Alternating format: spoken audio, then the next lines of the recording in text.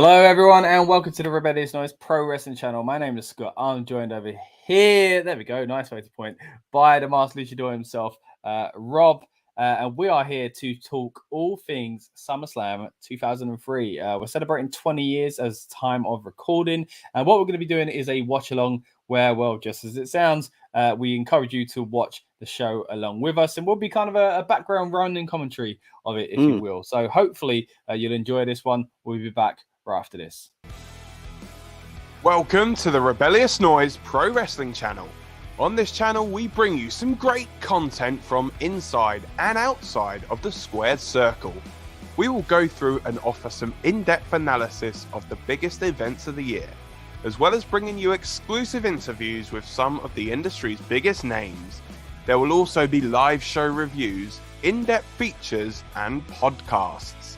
So make sure you give that subscribe button a slam so you don't miss any of the action.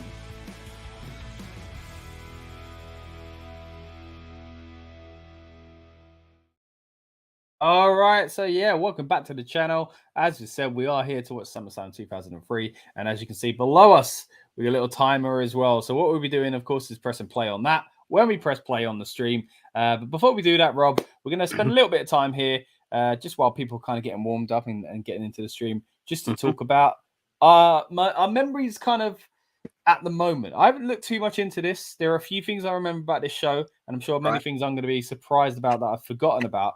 But what about you? What kind of stands out to you as far as this show goes? So if I remember rightly, I know the winner of the main event. I do, because I accidentally saw it when I was preparing. Oh, you don't. So now I was like, that makes sense now. But anyway. Other than that, though, I'll be honest, bro. There's not much I remember. I mean, I'm just looking at the card, and A-Train versus the Undertaker. I thought that only happened once, and that was at WrestleMania with Big Show as well. I believe so. Yeah. So Nathan Jones was meant to be. Yeah. That's vaguely it. I think the main thing I remember is the promo, like the video, and is this the one with Brock Lesnar? This is it. F5 in a shark. Yeah, so this is what I was going to say. That weirdly as well, the two things I remember about this is the poster / DVD with Sable, because of course they used the iconic S at the time. They were using that SummerSlam logo over an appearance of Sable not wearing anything was the idea, and then of course Brock Lesnar F5 in a shark, which was a fantastic promo video, one of my favorites, which is why I'm really glad actually our thumbnail for this incorporates both those things as well. So hope people are fans of that. I did notice as well, a little kind of note, there are two versions of the Sable picture where the S is a little bit higher, let me tell you, and you see a little bit more on that top half at least. But there we go. We're not using that version. Yeah, so things have changed over the years. WWE don't use that anymore. You can find it yourselves online if you want, you dirty people. And also, of course, we see there Brock Lesnar F5 in this shark. What I really like about that as well, the way that we put this together, Rob, is that Brock looks like he's looking at his future wife there and impressing her with F5 in the shark. But there we go. Brock Lesnar F5's a shark to win over Sable. Is that how it went down? I don't know. But what I do know is this is going to be fun, man. Excited to talk wrestling with you again. Excited to go over classic PLE or pay-per-views. We would have known them at the time. Before we do jump in, though, we'll touch on the card in just a moment. But, of course, we have done other watch-alongs before. We've done SummerSlam 92. We did SummerSlam 2002. We've done ECW One Night Stands as well, the first one, and then also we did a few on the Royal Rumble of 2013, Survivor Series 2012, and Survivor Series 2002. So a lot of these just kind of played into each other. You know, we watched some from 2002 that led into others, and then of course we're doing the same thing with a 10-year time span as well. Of course, you saw 92 being a 31-year one as well. So kind of going along with it like that. We are hoping, of course, to fit in SummerSlam 2013 between now and the next few weeks. So keep an eye out on this channel for that one there. But of course, it's not about that today. It is about 2002 and Brock Lesnar F5 in the shark. So without further ado, let's get into the card, man. What's the card for this one? So we'll keep the main event till the very end, because I think that's the way the match card sits, at least it's written. But we've got La Resistance as champions, as tag team champions, versus the Dudley Boyz, which is Bubba Ray and D-Von, Is with this the Spike World Tag Team Championships? Yes, so time? it's a match for the World Tag Team Championship. Okay. I can't remember what happens there, so looking forward to it. I'm imagining we're going to see tables. Feels about right.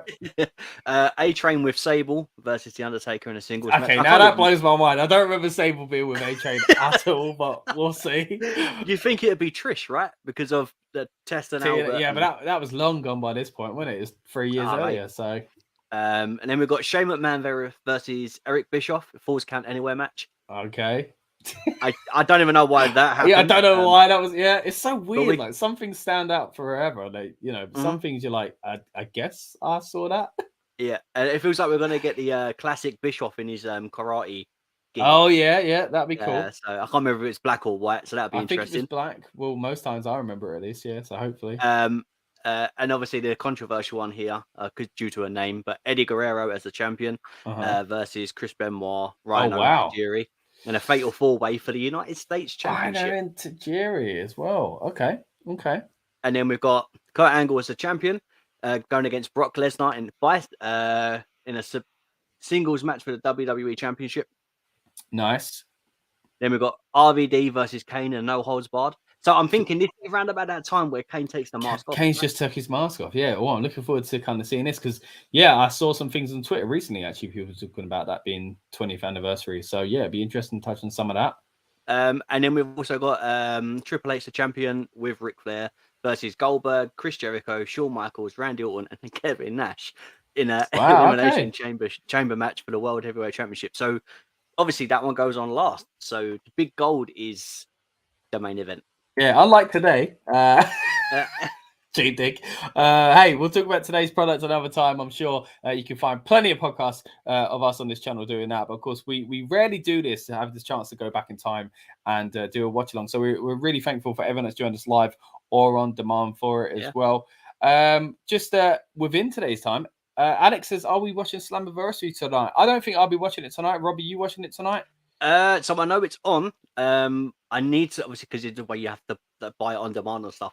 But I really want to, because Impact has been so good recently. Yeah, we keep talking about it, don't we? So hopefully going to try and cover that a bit more on this channel going forward, Alex. So appreciate your comment there, mate. If you have got the network or you've got a DVD or even a VHS, I think they were still kicking around in 2003, hanging on for their dear life. Then fire up SummerSlam 2003, guys. If you do want to watch along with us now would really enjoy keeping you with us throughout the night as well. Quickly here, Alex says tonight's predictions, of course, not for SummerSlam 2003, but for Slammiversary, is that Eric Young returns. I've heard a lot of rumors about that, so we'll see how that goes. And faces the one that killed him, Dina, and that's why Scott called James Mitchell and the Undead Realm. Yeah, I think a lot of people kind of assuming that's where it's going to go. So thanks for your input there, Alex. Much appreciated. Alex, what are your memories of SummerSlam 2003? I had even started my giant beer yet, and I'm slurring my words already. Here we go. It really sums us up, doesn't it? Because you're drinking a giant beer, and there's me with a water. Don't act like you don't. All right, whatever. Stay hydrated, people. Yeah, of course. Anyway, Alex, what are your memories of 2003 SummerSlam, or anyone else watching live or on demand? Would love to hear your comments about this show overall, what you remember about it, and if you are watching with us, what you're thinking as we go along with it as well. So 7 matches, I think there were, right? Yeah. So no kickoff show at that point, no? No kickoff show, of course. Nope. What one do you think is going to... What you remember, what do you reckon steals the show? Do you know what? I'd like to say Brock versus Kurt Angle, but is this before the famous shooting star press? No, this is up. No, because Brock couldn't have been out for that little amount of time, because that was WrestleMania 19, which is in 2003. What? Maybe. Hold on. Brock hasn't already returned from a broken neck, has he? Wait, WrestleMania 17 is 2001, WrestleMania 18 is 2002, WrestleMania 19 is 2003, which is why it happens at, because it's WrestleMania 20 he leaves. So yeah, he's just come back. Come back, yeah. SummerSlam 2003 was originally Goldberg versus Triple H and not the Chamber, but the original pay-per-view match was going to be at Bad Blood 2003. Good point. Yeah, Bad Blood is around here as well, which is why, as we saw earlier on, Kevin Nash is kind of floating around the main event scene as well. So Yeah. Okay. Yeah. Thanks for the reminder there, Alex. I did see a match graphic when I was looking for some earlier on that, there was a one-on-one that was supposed to happen for Goldberg and Triple H. But anyway, let's get this fired up, Rob. Looking forward to this. Like I said, when we watched SummerSlam 2002, it was a really fun stream. As all of these watch-alongs are, mate, especially watching wrestling with you. Big fan of it. Glad to have you back. Yeah, man, it's fun. These are one of my favorites, other than when we do our predictions. The predictions and reviews are fun. I would say the build-up party, for PLEs is always one of my favorite things. But doing watch-alongs, going back and being able to watch like old stuff and just re-jog the memory bank and the things that we used to find amazing, and then you watch how different it is now. It's such a different, from 92 to now. Yeah, just 92 to 2003 is crazy. When we were watching that 2012, 2013 era, it was a bit of a challenge at times, wasn't it? You forgot how bad some of it was and how, on the edge of greatness they really were with a new kind of era of superstars with the Wyatt family and the Shield and stuff like that. But anyway, we'll be touching on that hopefully a little bit more, as I mentioned just a moment ago, when we do hopefully fit in SummerSlam 2013. But it's not about 2013 today. Once again, is about 2003. It's strange because it is one that I feel like is a big one, but 2002 definitely stands out. So I'm hoping that this show kind of is somewhat just lost in the shuffle, and it's only because 2002 is such a memorable one, and that we're going to get treated to a really good classic event here as well. Right, so we're about to get the stream underway on the network. For me, Rob, it's 2 hours 43 minutes and 49 seconds. That sound about right to you? Yeah, I got the same one. For those that don't know, last time me and Scott tried to do one of these, I can't remember what show it was, but I had a version that Saliva sung a song and Scott didn't. So, and it was even though we were both in the same country, not on VPNs at the time, using the same version of the network. Yeah, crazy. Very strange. Very strange. All right. With that in mind, let's get going. Right. So I'll count us down from 10. Get everyone ready. Get your popcorn ready, guys. Get your beer ready, and we'll get going. Again, we'll keep the stream, the clock up so we know exactly where we are. But we'll count us down from 10 in 10, 9, 8, 7, 6, 5, 4, 3, 2, 1 now. All right. So starting out with Howard Finkel.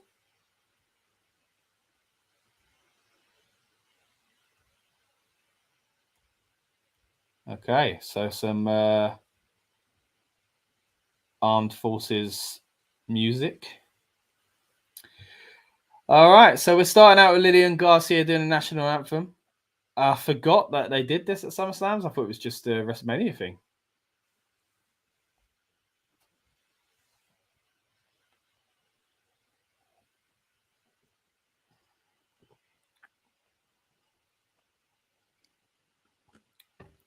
Awkward doing a watch along to a national anthem, isn't it? A little. You feel like you don't want to talk over it. I'm sorry, but we're gonna have to. If I was She's there, got a wonderful voice, though, man. Her voice is incredible. Yeah.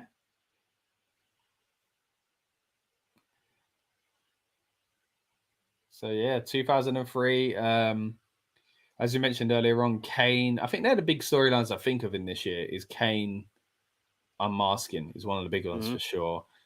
Goldberg, as Alex mentioned a moment ago, scheduled originally to be 1-on-1 with Triple H, but of course in a Elimination Chamber. As we said, Elimination Chamber is something that was done at 2002's Survivor Series, of course, for the first time. So this is one of the very early, possibly, I'm guessing, the second Elimination Chamber match as well. So going to be interesting to see how it looks in hindsight. Definitely.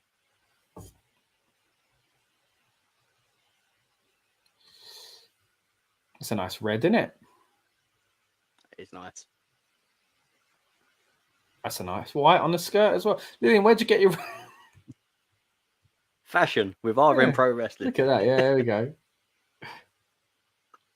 There's I don't know if you've heard. I think it's either Lillian on Steve Austin's podcast or the other way around. Right. But they were talking, shooting a breeze, as Austin says, and I believe it was Austin started singing a song, and then Lillian joined in, but she went higher and made Austin try and get higher in the vocal pitch, and he couldn't do it. I can't remember what podcast it is. If you know, then I'll have someone to look that comment. up.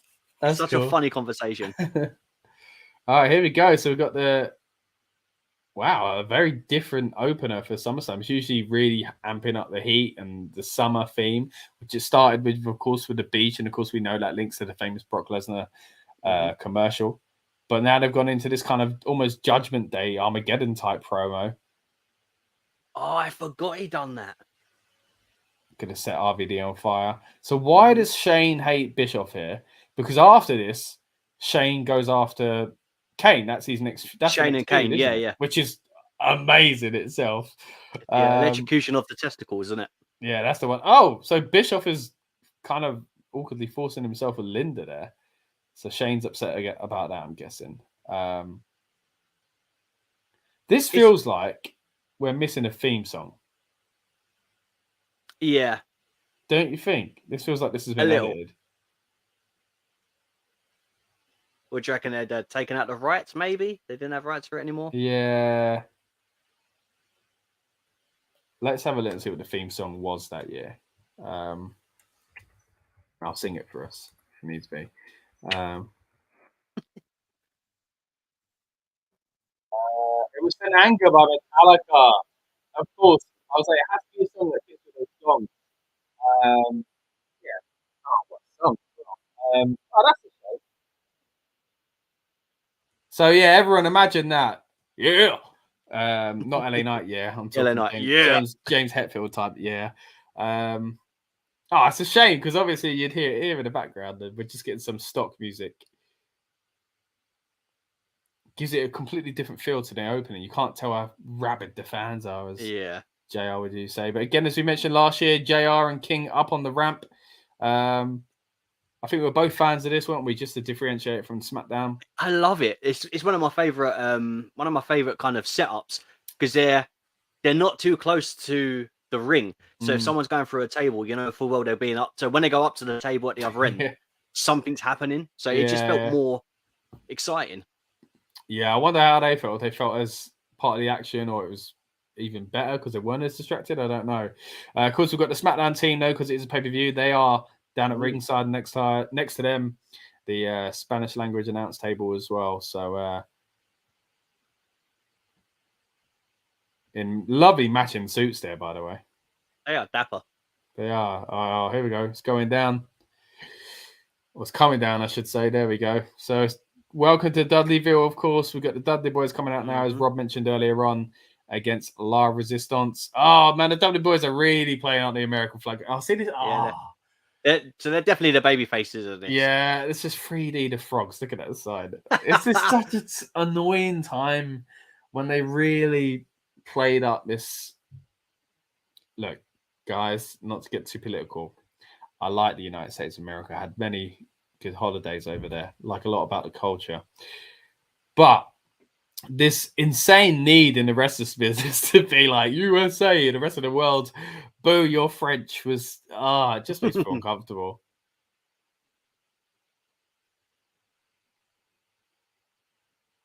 A proper amping on the French. And I think because remember La Resistance kind of changed, didn't it? There was 3 of them, and then there was 2 of them. The 2 that were mainly involved changed. And I think it was French Canadian, wasn't it? I think one of them was from France. Vaguely. So it's René Duprée, Sylvain Grenier, and Rob Conway. Yeah. Right? Who's in this though?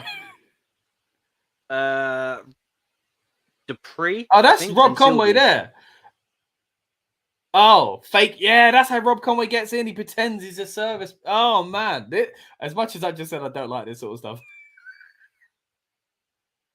That's kind of funny. Quite clever. But was the storyline that he defected? That Rob Conway wasn't French? Honestly, bro, I can't remember. So much happened in this period. Oh, man. Like...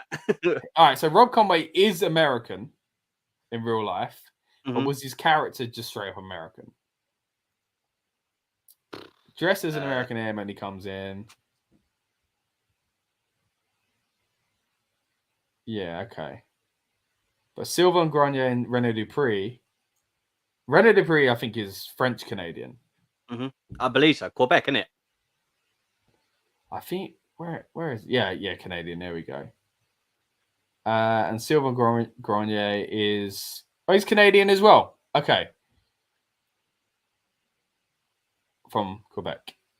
All right, so they were kind of playing like French, as in like France. Yeah. Which, hey, look, I'm not disputing their heritage or anything like that, or cultural kind of thing there in Canada, that part of Canada. But they're not. I don't think they're being portrayed as French Canadians here. They're being portrayed as just Frenchmen. as French guys. Yeah, it confuses me. You know, like, how can you get?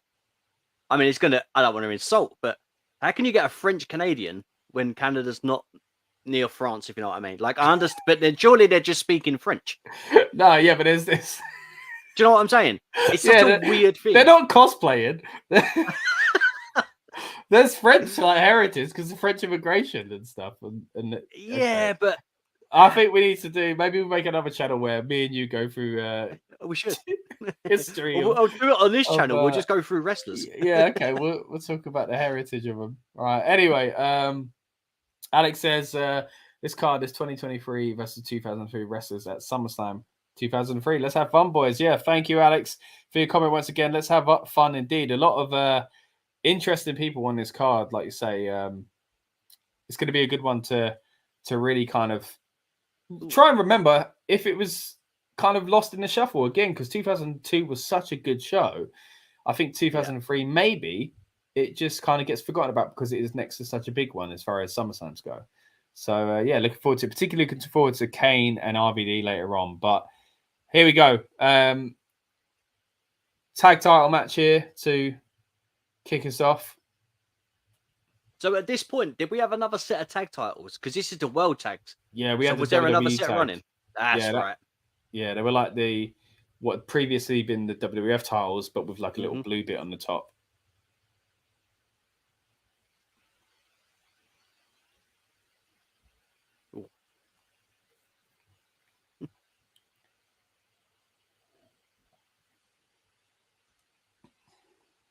It's weird seeing Bubba Ray Dudley not in like camo. Yet D-Von is. Yeah. But at the same time, they've not long got back together, right? I did one of the things you watched recently. Was it their return? Yeah. It was. It must have been the Survivor Series one we watched. Yeah, because Bubba comes out, doesn't he? Yeah, was it Bubba? Yeah, okay, yeah. So was it one of them comes out? Maybe D-Von? Was one of them with Spike? I can't remember. Yeah, and he comes to help.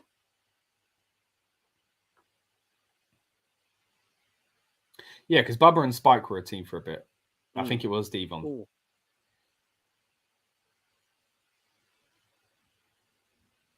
So 1988, they say, was the first SummerSlam. So the gap between that SummerSlam and the one we're watching now is 14 years. And that feels like two different worlds. And the gap between this SummerSlam and today is 6 years more than that. How mad is that? That's crazy, isn't it? Getting old, Rob. Do you know what? It's going to sound like a really silly sentence, but going back and watching old wrestling stuff like from 2003, even though we was alive, it feels like we're watching something from like a history arc. And you know, when you look back and you think, I was alive for that. But do you know what I mean? It's such a weird like messes with your mind sometimes. It messes with my mind. I think the further away we get from it, the more it feels like a different world to me. We shouldn't have been around to see it because you're seeing what was happening currently. That's how it feels to me. It's like we feel ancient. I want to have a conversation with you when you're 50. You're gonna feel like you've lived 7 lives. I am, yeah.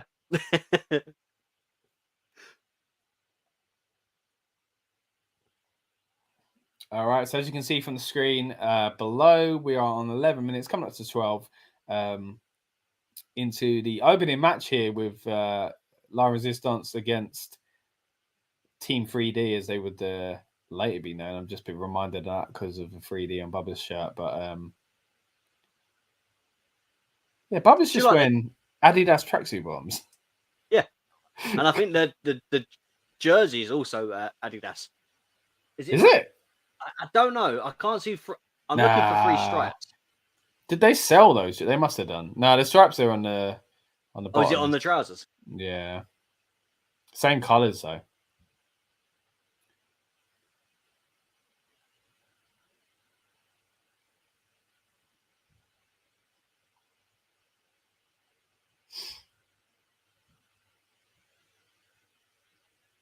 Oh. Yeah, Bubba Bomb's a move I wouldn't like to take. I'll put it that way. Yeah.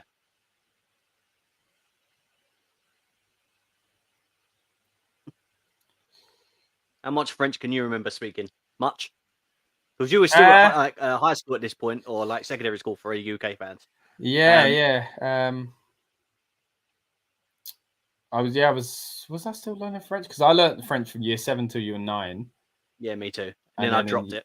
Yeah, because for me, it's because in year 9 we started learning Spanish as well. So I thought done. Yeah, so then for GCSE I took Spanish because I was like, I've done 2 years and a shared year of French. I've done 1 shared year of Spanish. So let me do kind of 2, basically equal 3 of each is kind of what I was going for. When really I should have just focused on 1. Because now I barely remember anything about either of them. I could do some things. If I'm on holiday, I could get by. There are some buzzwords that Laura always laughs at about me using because I use the same ones all the time. But mercy. Yeah. I mean, I can say things like ham and cheese and cat and. I mean, that helps if you're in Subway, not the cat, obviously. Library, all weird stuff that you'd learn in school. But yeah, what about you, mate? Got much of your French knowledge still in there? I mean, I didn't have much French knowledge to begin with, mate. I'd done it for 3 years and I barely remember it. I struggle with English. Getting me to learn another language, it's even worse. Fair enough. Oh, a little bionic elbow there from Bubba Ray. That's it, yeah. Bubba really in control here. I can't help but when you look at Bubba facing teams like this, you know, the stories that you hear about certain guys, Bubba, Hardcore Holly, JBL, you think, young guys, I bet they weren't really having the greatest time. I think I actually saw an interview with René Duprée where he was mentioning stuff like that. Oh, wow. 3D. Of course, to our younger fans, you might know that as the 1D. The 1D. And not One Direction. Yeah, different kind of 1D. Okay, so Sylvain Grenier has just made the save. Who's that? Who's that? They look like Rob Van Dam. Oh, it's Rob Conway again, isn't it? Oh, right. So now he's a cameraman.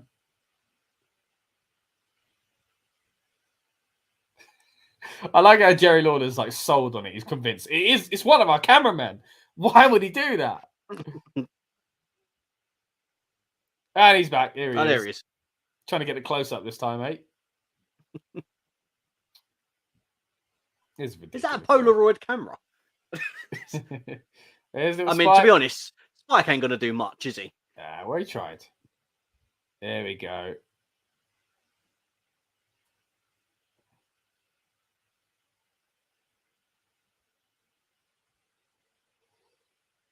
I said I don't know his name at this point.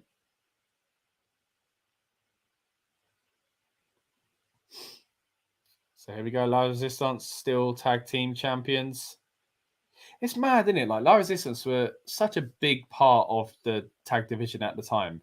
And I reckon if you asked current fans who, you know, when you get into wrestling, you have a bit of a grasp of what came before, you know, if you hear stories, see highlights and whatever, especially these days with the internet. But I reckon La Résistance is a team that most people who got into wrestling in the last 5-10 years would have never heard of. Yeah. Or there's no René Duprée. Maybe. And that's it.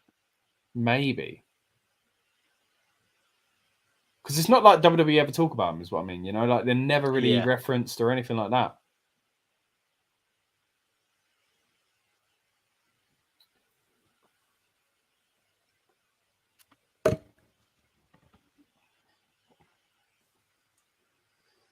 Okay.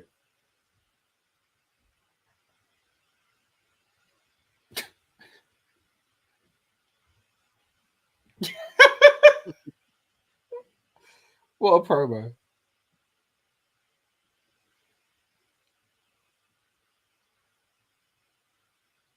Right, so for anyone that hasn't heard what Bubba just said, it was basically, I don't like people that don't like America.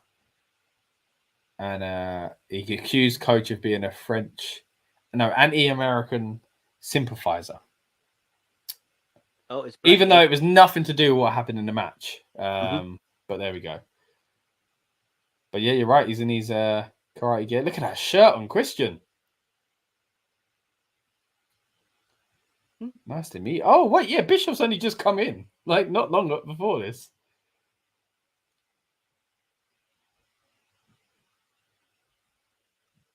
Or maybe it's just because he's saying you don't use me. Yeah, okay.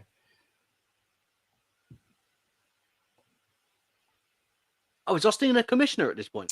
Is this when they're both running it?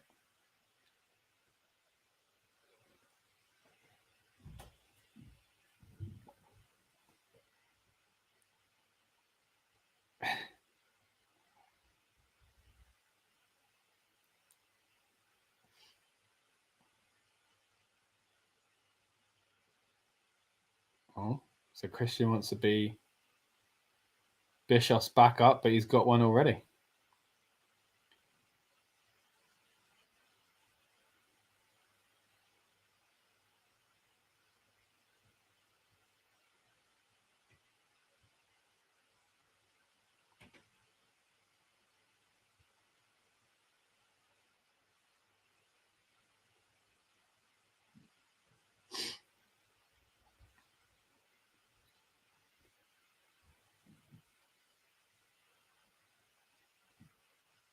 Okay, so Bischoff saying he's going to come to the ring and tell everyone what happened between him and Linda.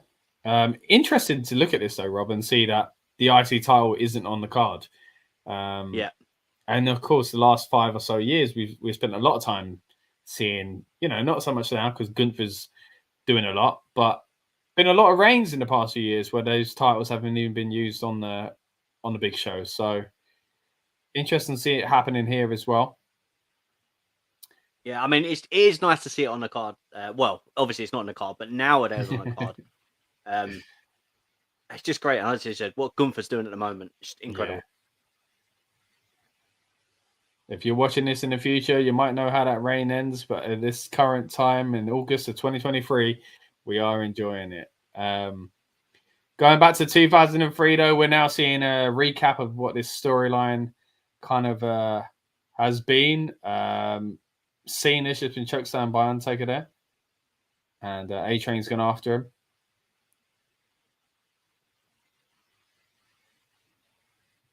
Oof. Oh. Quite a bit of the old ginger coming out on Taker there. Oh, Dead Man Walking theme song. Oh, yeah. It's the You're Gonna Pay one. The one with the lyrics.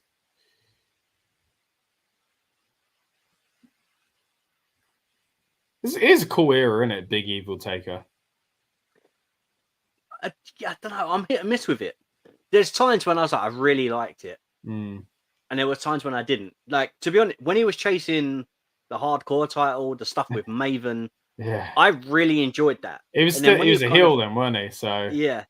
And then when he was like the babyface, it was hit and miss. Like it was good for obviously for Taker, but yeah, he was always going to turn back babyface, though, weren't he? But I know what you mean. I think the character was so much more interesting when he first turned. It was so shocking. Yeah,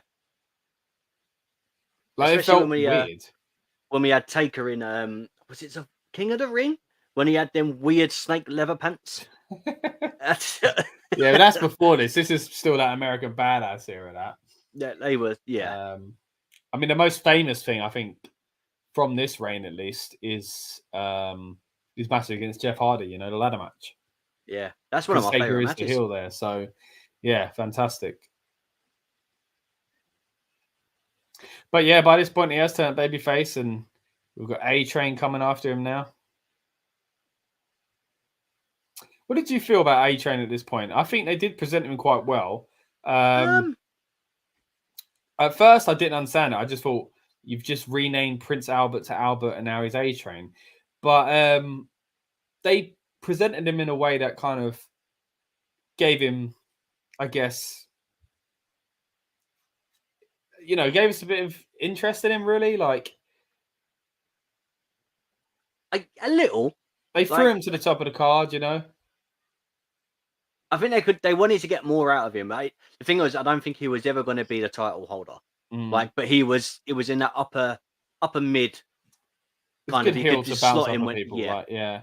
I mean, the biggest shame is when he come back as Tensai and he wasn't used properly at all. That was. I liked Tensai. I really like that character. He did a lot in Japan. I was excited for him to come back and be like that. But of course, the match is starting now. But we've just seen that Sable has just come down to the ring after A-Train. Not only that, gave him a little bit of a stroke on his belly as well to really fire him up for this match. Again, I don't quite remember the link. Maybe it's just because she's on the poster. They thought, we got to use her. No idea. I think in the pre-show, it did show, I guess the preview to the match even, it did show in those recap clips her kind of getting in between these guys or something. So,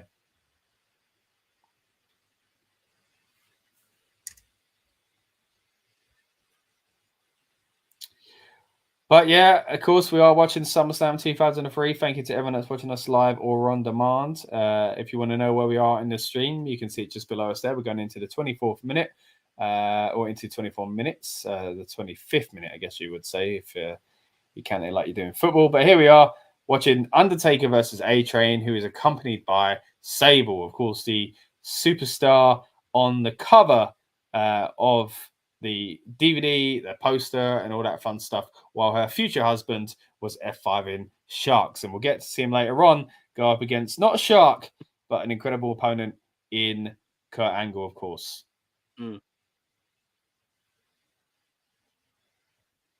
So I still think I preferred him as Prince Albert. I was thinking about it. Like there was something weirder about him as being as Prince Albert than he is. I liked him as Albert, like the TNA stuff. I think A-Train was his best part of his career in WWE. Do you reckon? Yeah, because he was used in prominent position. He was put across as a threat against a big baby face like the Undertaker, and WrestleMania, it's got to be the peak of everyone's career unless you do something else somehow bigger at WrestleMania, maybe win a title or something like that. But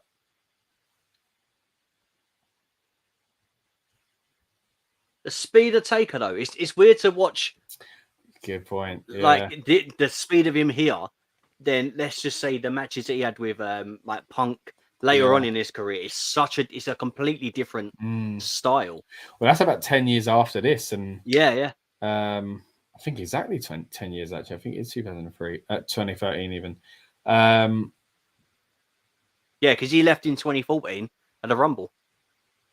Yeah. So it would have been Punk's final Mania. That was it, WrestleMania, yeah.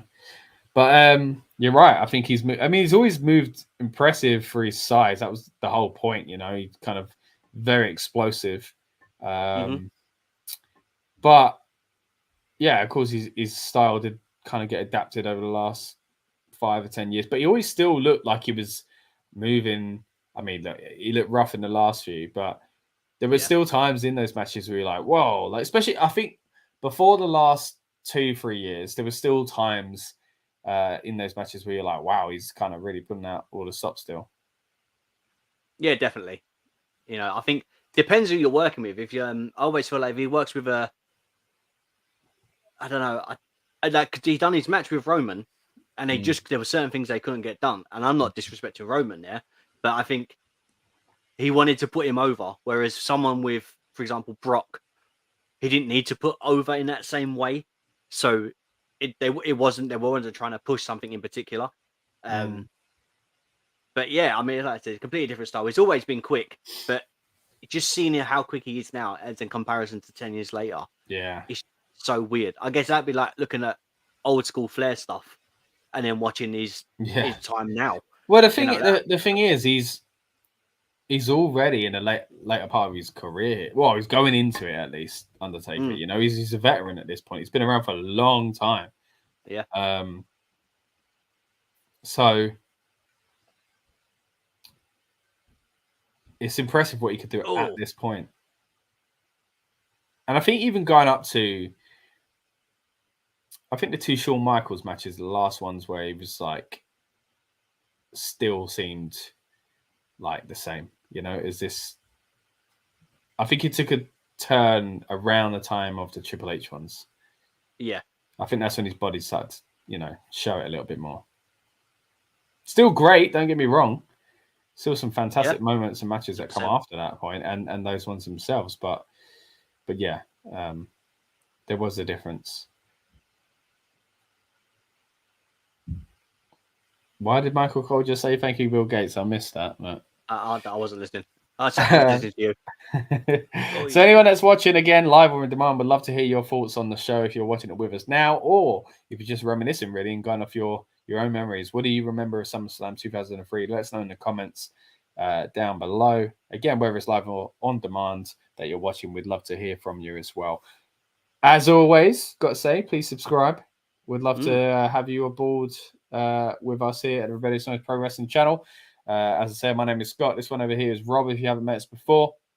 As you can tell, we talk pro wrestling. We do watch-alongs for classic shows, but we also talk about the current product as well. And on top of that, Rob, we've got some fantastic interviews recently on the channel from our time covering Money in the Bank here in London as well. So if you haven't already, you can see our interviews with Bailey, Pretty Deadly, Santos Escobar, LA Knight. Yeah. There we go.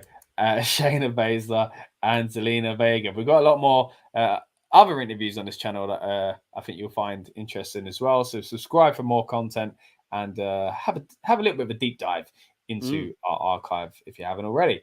But yeah, sticking back to the show that we're watching at the moment, Undertaker's now trying to fight his way back off of his knees. Quite a few punches into the gut there of old Albert. Oh. The A-Train. I've noticed Cole's calling him the A-Train quite a bit here. Yeah. Which I never just say as well, remember him as. Go ahead.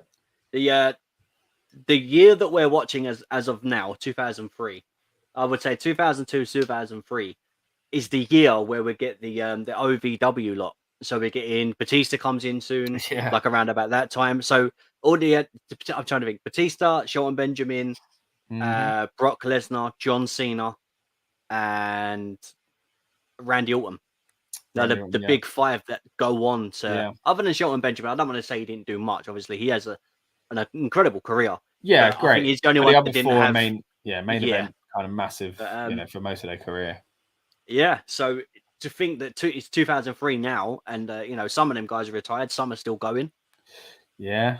As Alex pointed out earlier on, some of the kind of differences with the roster as well. I mean, you mentioned Shelton there. He did actually celebrate 20 years recently, didn't he? So, always been a big fan of Shelton. We've mentioned it quite a lot on this channel, haven't we? But, I'd like to go back and watch some of this early Shelton Benjamin stuff a bit more as well, because he was amazing. Brian Hebner's been knocked out. I remember him. Team Angle. I was a big fan when they came in. Yeah. And the world's greatest tag team. But his solo run as well when he was IC champ. Especially that one where he wins is it Cyber Sunday or Sunday. Taboo Tuesday, whichever one it would have been at the time. Oh, that clothesline. Ref's gone again. Do you think he was meant to go down further the first time and they kind of rushed it? Because why is he going down the inside out? That was like a Rikishi bump clothesline. That's what that was. Still chair time for the A-Train. Bringing in some furniture. Taker's not going to like the feel of this one. Oh, no, he does. Slams it back into the face of the A-Train as Michael Cole calls in with a boot to the face. Brian Hebner counts 1, 2. Oh, A-Train kicks.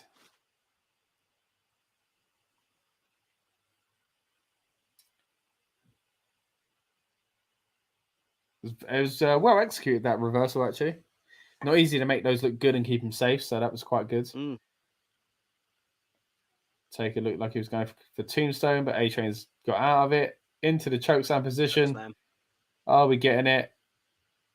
I just remembered one of the other things that A-Train was the whole shave your back thing. Do you remember that? Yeah. And on that note, his back is flat on the mat, other than his hair lifting him up, of course. And he gets counted out for the 3 count. So that's it. The Undertaker wins as expected. Don't really remember that match. Nothing in that kind of made me think I should have remembered it. Not saying it was a bad match by any means. Just saying it was a match 20 years ago that was pretty decent. It looks like it's going to set him up for the last ride here, but Sable doesn't want any of that. Now she's stroking Undertaker's chest.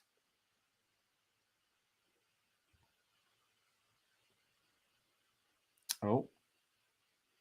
Is he going to give it the last ride? I can't remember. Oh, the choke slam, maybe? Or is someone else going to hit him? He's looking around. Oh. Steph. Oh, is this a return with Undertaker, Cole's massive voice there? Oh, no, it's not. Oh, yeah, she is back. There we go. It's a return. Oh, yeah, she hates Sable at this point, doesn't she? Yeah. Oh, A-Train's trying to pull Sable to safety. Well, at least Sable's got a prominent role now on the cards. Yeah. Storyline that she was actually involved in, that was quite a big one for her career in this period. So, yeah. Her being... Because sometimes you get people on the cover and you're like, what are they doing there? Yeah. Other than the obvious thing that I think they were trying to do at the time, which is sell DVDs to horny teenagers. Did you buy a DVD? I didn't buy a DVD. Yeah, did you get the VHS? I probably taped it off the telly.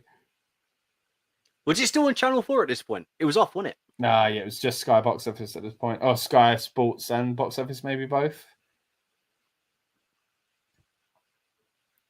So Stephanie had been gone then, okay. Even though she was general manager. It's funny watching it in like these key points. We're going like Survivor Series, we did, and they're moving a few pay-per-views ahead. Because there are holes in this, and of course you remember it in a certain way, and you're like, you can't remember all the connecting dots either.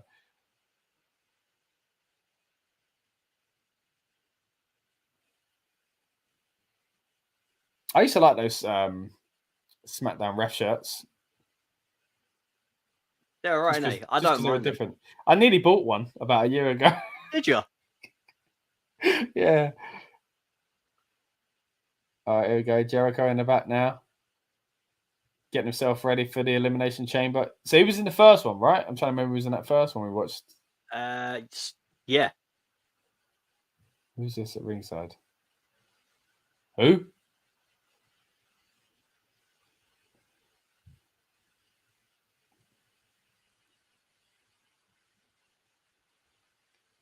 There's no speculation there, Coach. They both said Goldberg. What are you talking about? Who are they? Introduced them. They must have been some sort of celeb at the time. I mean, some sort of celeb. That sounds kind of harsh. Some sort of American celeb that they know that we probably don't. Personal. Is this RVD Kane then? Oh, Shane and Bischoff. All right. Shane and Bischoff. I miss the moving graphics, Yeah, well, of course, AEW doing a good job at using them, and WWE, to be fair, didn't they do it for WrestleMania? I think so. Yeah. Yeah, I love the moving graphic. So promo video time. I'm guessing we're going to get a bit of a background as to what this storyline was all about. Again, I vaguely remember it now, but I'm more. If you say to me, Shane, 2000, this is it, Shane and Kane. So there's already a connection there because like the next night after going, taking his mask off, Okay, so he's stopping him from getting to Kane. Okay, because Kane tombstone Linda, didn't he? So yeah.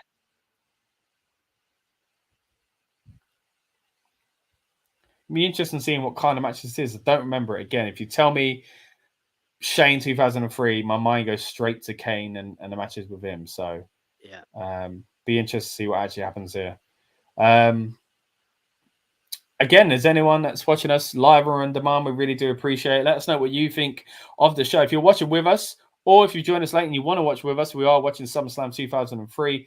And as you can see below, We are on 37 minutes and coming up to 15 seconds as well. So feel free to jump in, join us. Let us know what you think of the show. If you're not watching it with us, but you are kind of just joining us for the stream to hear our thoughts and memories of the show, we'd love to hear what you think of it as well. So, yeah, please get back to us and let us know what your memories of 2003 SummerSlam event was. We're seeing a promo package here, and this is all the stuff that I was talking about. Kane tombstoning Shane, who looks out of it there on the steps, and it's around this time that he must fry his nuts. Yeah. Oh yeah. Oh, he set him on fire. JR, yeah. Nah, JR on fire as well. What a scene.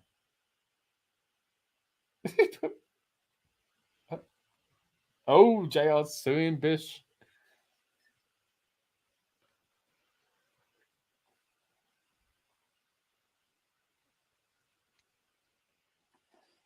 He's got a burnt up back. He shouldn't be able to walk like that.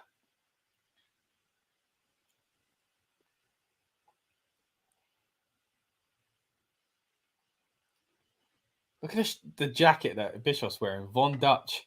Do you remember that brand? That was massive at that time.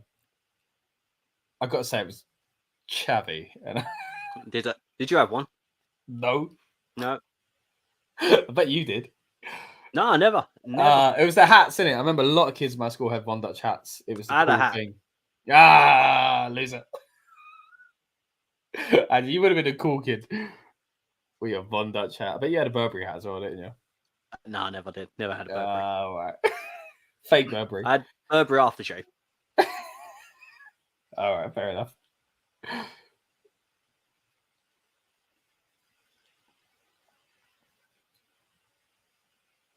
It doesn't feel like a SummerSlam match, does it? But then again, sometimes when these stories play well, you're like, oh, it makes sense. And this is a very story-driven, match.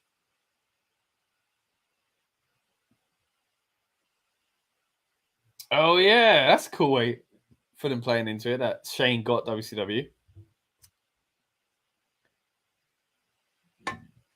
Excuse me. Oh. It's a bit awkward watching this now, isn't it? A little. Oh, no. Bish, don't do it. Oh, dear. I mean, they're acting here, but still. I wonder what Vince felt about this. He's probably one of the ones that wrote it. Yeah. All right, here we go. Raw GM, Eric Bischoff. Great theme song. Here he is in his karate gear. Do you think he was actually a black belt? Nah. I reckon he probably was into karate, but I don't know, maybe he is. But I feel like it's the kind of thing his character would just make up, so maybe that's all it was.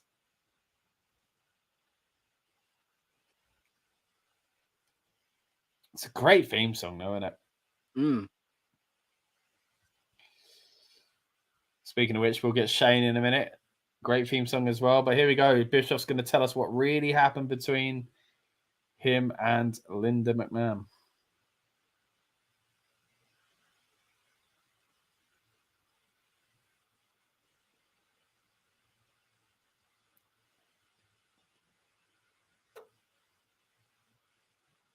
Okay, he's going to address Vince first.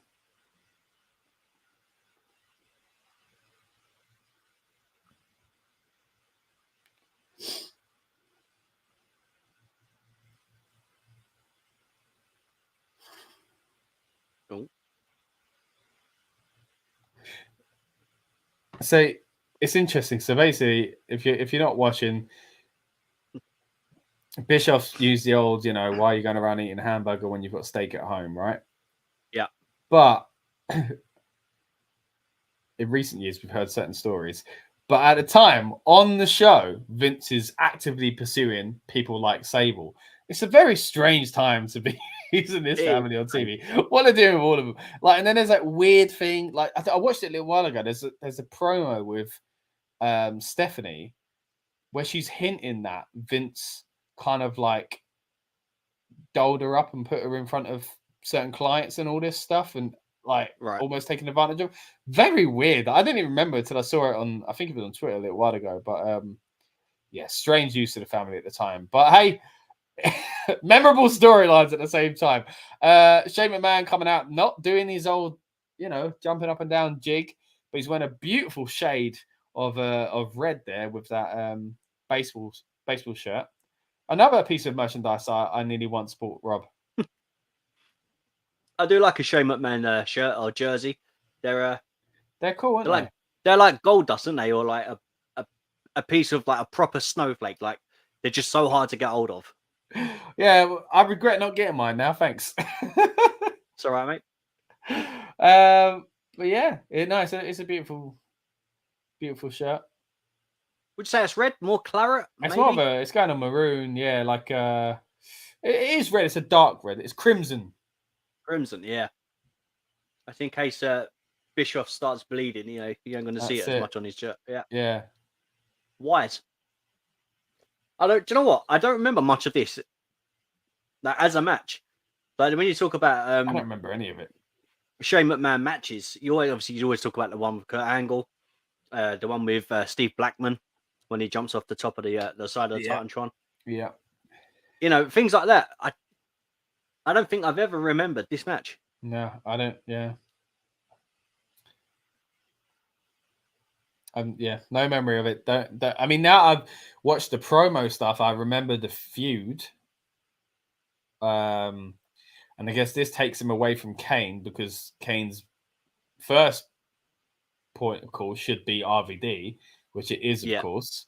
But it rolls back into Shane after. Rolls back into Shane, yeah. But it's just strange because that in order to make Kane appear to be a lunatic, he went after like Linda and Shane, and even though there was an RVD story to tell, so because you got to remember this RVD storyline, it was massive. Like they were a huge tag team, so they were great, man.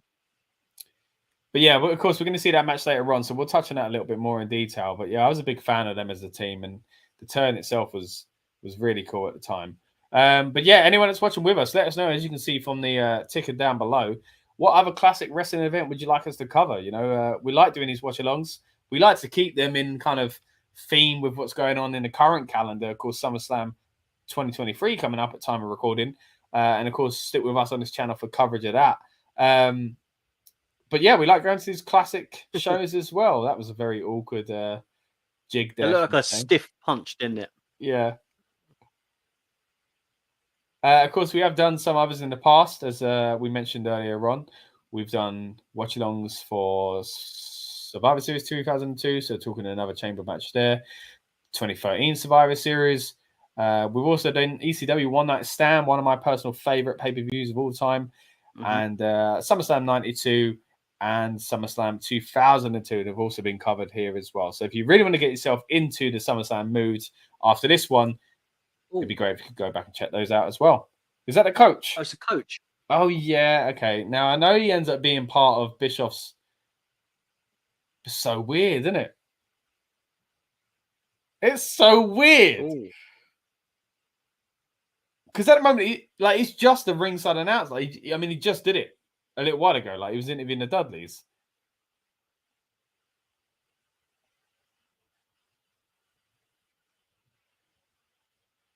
So now do you hear that match now? Sorry, that Bischoff says. But is this the first time Coach does anything weird, like out of his original role? It must be, right? I believe so. Because this would be like today, just seeing I don't know,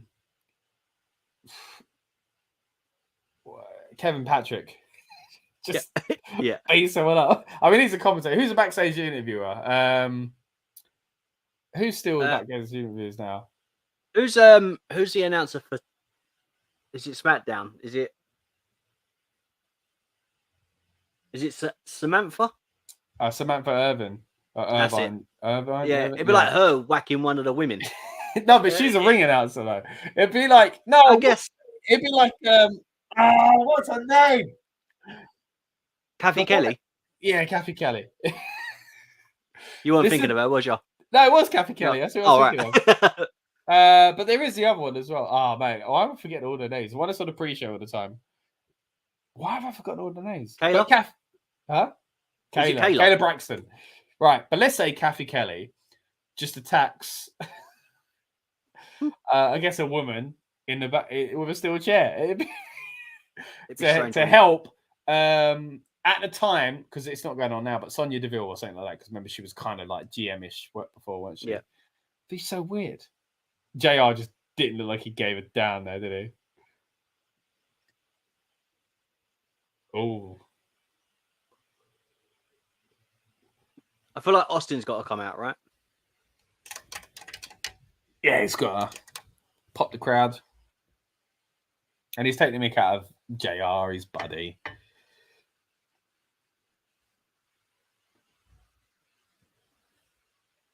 Come on, glass shatter. Come on.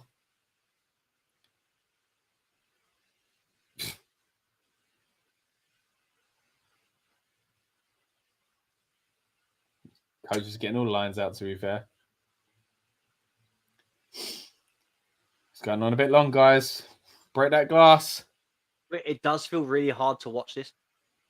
Yeah,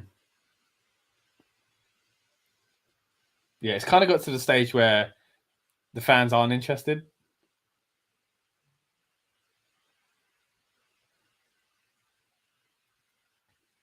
Come on, break the glass. It's like they themselves are waiting too long. They're like, when are they going to press play? Oh, no, it's because Shane's fighting back. Wow,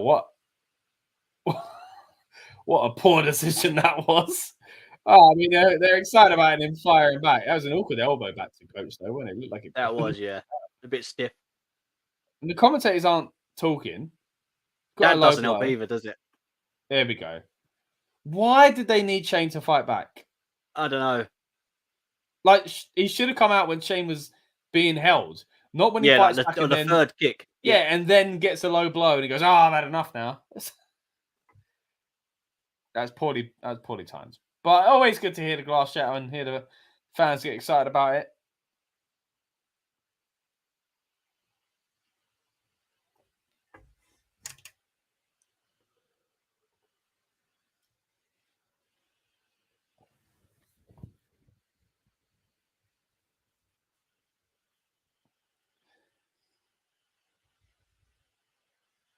That's clever. Mind over matter.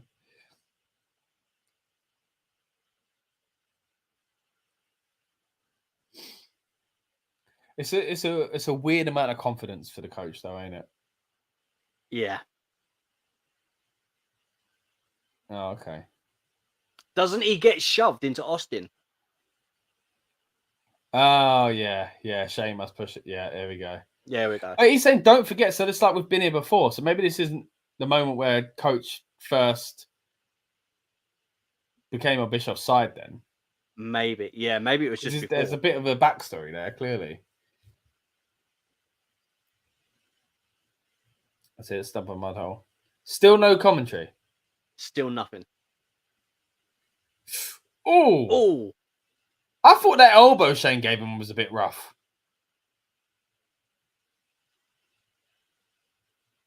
Shane's being really rough with Coach. Did Coach accidentally hit him a bit too hard? Or Shane never liked the guy. Give him a seat. It's weird to see Austin do like a tag team move. Like that was weird, isn't it? I thought it was the Hollywood Blondes all of a sudden.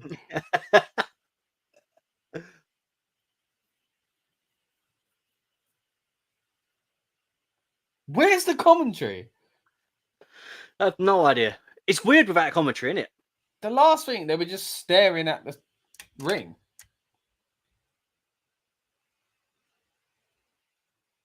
Oh, okay. We missed that. They were turned off on purpose. Okay. Fair enough. Anyone watching screaming at your screens right now, apologies. Missed that completely. The watch house in full stare, by the way. But still, even now I know what it was for. It was still a bit of a miss, wasn't it? Oh. Last thing you want to do is slap Austin.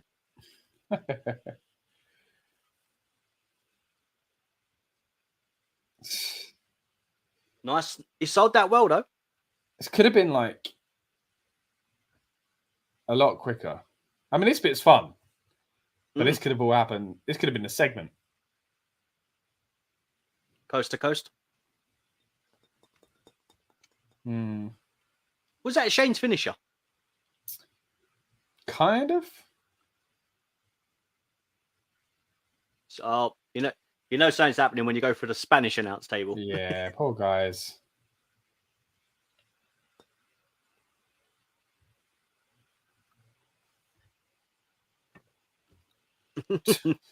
King playing up to it there. What tables were these at that point? Were they the ones that collapsed, or they were the ones that dented in? Because they had a weird thing where it was more metally, weren't they? Yeah.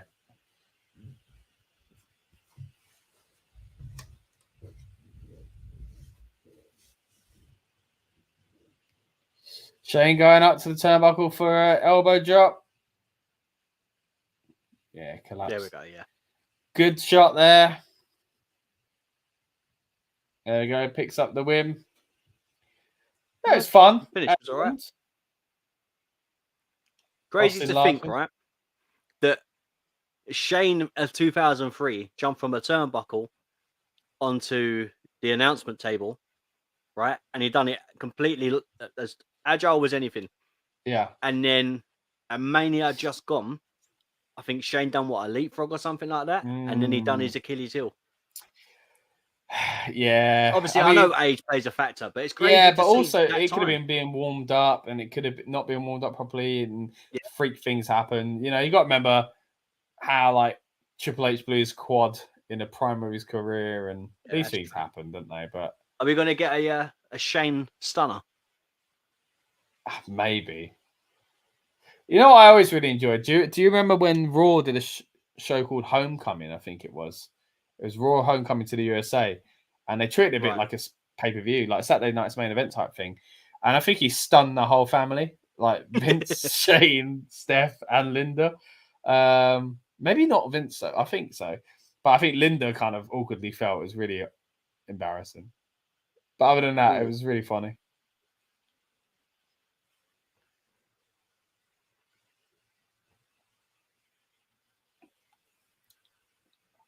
Oh.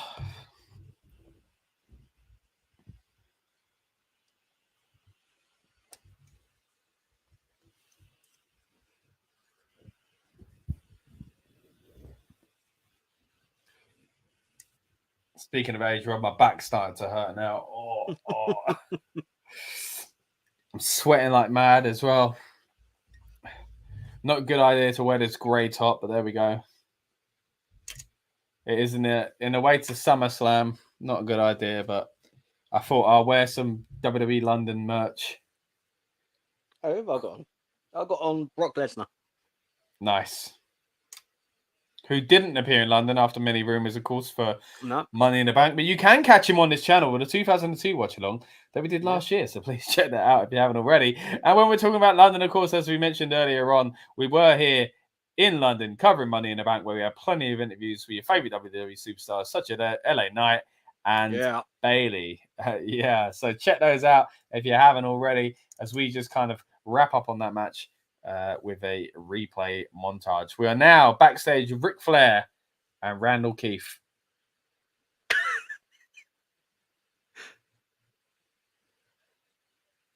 It's mad because like Ric Flair is older here, but like he looks good. It's like you talk about age, like how things change quickly when you get to certain ages. Ooh.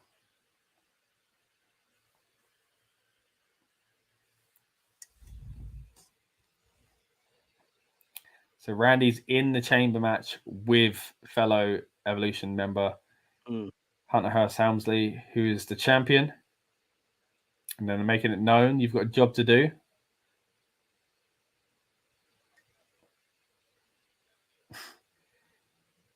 God, Randy seems so young there. He does. He must be like 20. I think he was he youngest champ? No, he was youngest champ at 24. Is it 24? So, okay. Yeah, I think he was 24.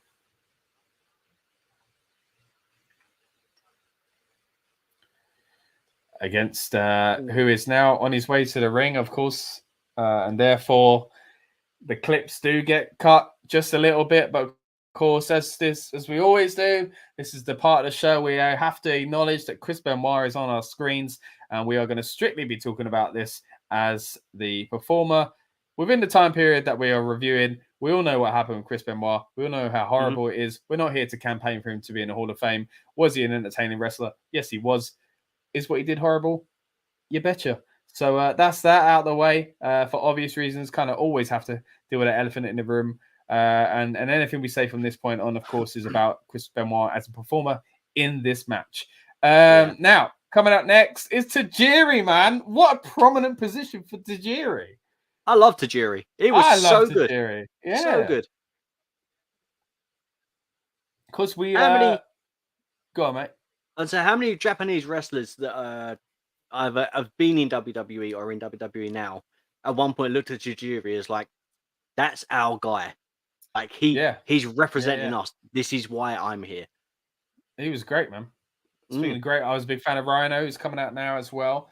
But yeah, going back to Tajiri, I always enjoyed his stuff. Even his comedic stuff with William Regal was fantastic as well. Of course, we covered it One Night Stand, as I mentioned earlier on. We did a watch along for that. So if you want to rewatch that anytime soon, guys, and you feel like having some company, in the shape of myself and Rob, then we'd love it if you watch that stream as well. Yeah. So we covered a bit of Tajiri there, but yeah, I will say he's one of my favorite wrestlers from this era, just for how entertaining he was and versatile as well. I thought he was a really good kind of character that could fit into different parts of the card. And speaking of which, Eddie Guerrero, I think a man that fits that description very well. Someone that could be anywhere on a card and be believable. And this is the time where he is not quite at the very top, but as you can tell from this fan reaction, man, and the way he is with the lowrider here, he's on his way. He's on his way to the world title. But at this time, of course, he is US runs, champion. One of my favorite world championship moments. Eddie Guerrero. Yeah. So also, good. Just a little note, all four people that are in this match right now, so it'll be Benoit, Tajiri, Rhyno, and Guerrero, all ECW alumni. They are, you're right. Yeah. They are indeed. Good point. Of course, Guerrero and Benoit face each other in that One Night Stand show that we were mentioning earlier on. Of course, the first one at least. But yeah, big fan of Guerrero, as many people. I don't need to say much beyond that. I'm sure we all know how good Eddie Guerrero is. But I'm really excited to see what this match kind of brings. Four guys, like, I don't know, very of its time, this match. Like, it does feel like SmackDown 2003, putting these four guys together. But still going to be interesting to see how they work together, particularly Rhyno. I think Rhyno is one that kind of you might not have seen with these other guys too often.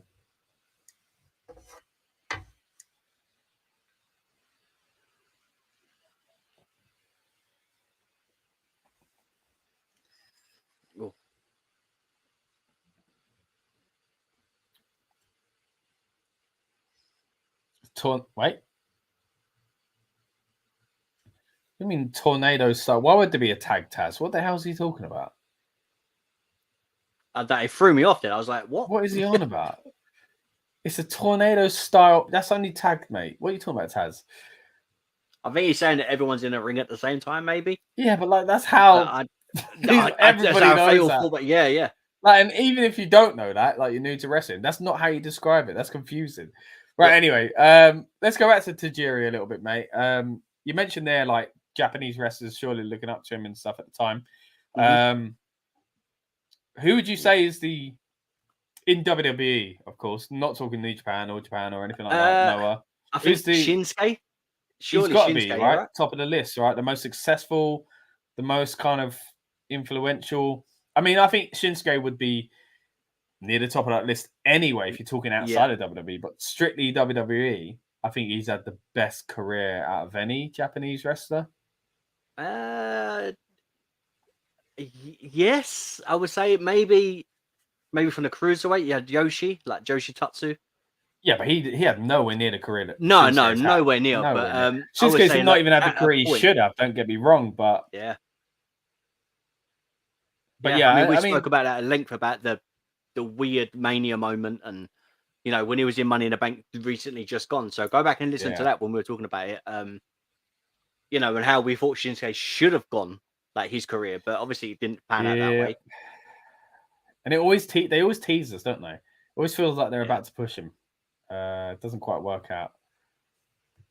It's coming, especially with the world. I think now we've got the world heavyweight as well back.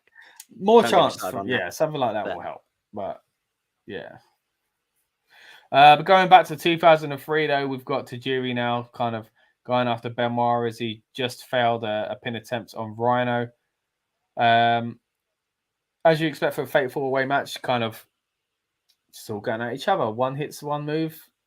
They roll out the ring. Someone else goes after it. There we go. Guerrero breaks up the pin. Benoit's now at the ring a little bit, out of the way. Guerrero's going to go after Rhyno. There we go. Changing dance partner every now and then. No, his move's up. I think he's going after... Oh, Benoit. I thought he'd go after Tajiri. Oh, suplex to the outside for Benoit there. There we go. He is going after Tajiri. So, guys, if you just joined us live, thank you so much for being with us. If you've been with us since the start, thank you as well. And if you're joining us late or watching it on demand, we appreciate you as well. Let us know what you remember and think of SummerSlam 2003. That's what we're watching at the moment. You can see just below myself and Rob, we're on 1 hour, 3 minutes, and 51 seconds. So if you do want to catch up... Oh, it's beautiful. Beautiful move there from Tajiri. You could go back to the very beginning, of course, and watch the show and just start the stream all over again from the beginning. Or just find where we are, of course, where you are if you've got a DVD, VHS, Blu-ray, or the WWE Network or Peacock, or another source, who knows. I'm sure you can kind of catch up and join us here for the rest of the show. We really appreciate it. But let us know your memories of SummerSlam 2003 off the bat. What do you kind of think of when you think of this show? Myself and Rob said earlier on, the two things we think of are... And it sounds bad every time you say it. Sable's promotional material and Brock Lesnar's promotional material as well. F5 and the Shark. But also, of course, SummerSlam having a chamber was quite cool as well. And we're going to touch on that match later on when we do get to watch it as well.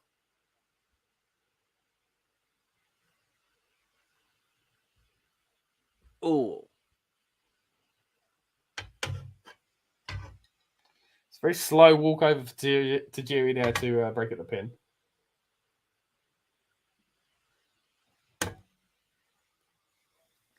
Why are they talking about this tornado again? Yeah, what are they on about?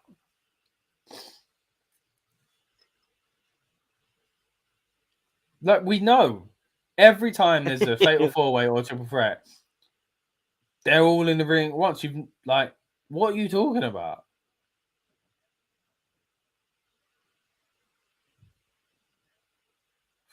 Ooh, it's beautiful springboard that. I've just remembered a tarantula. Yeah, but over the rope and then up and under. I love that move, man.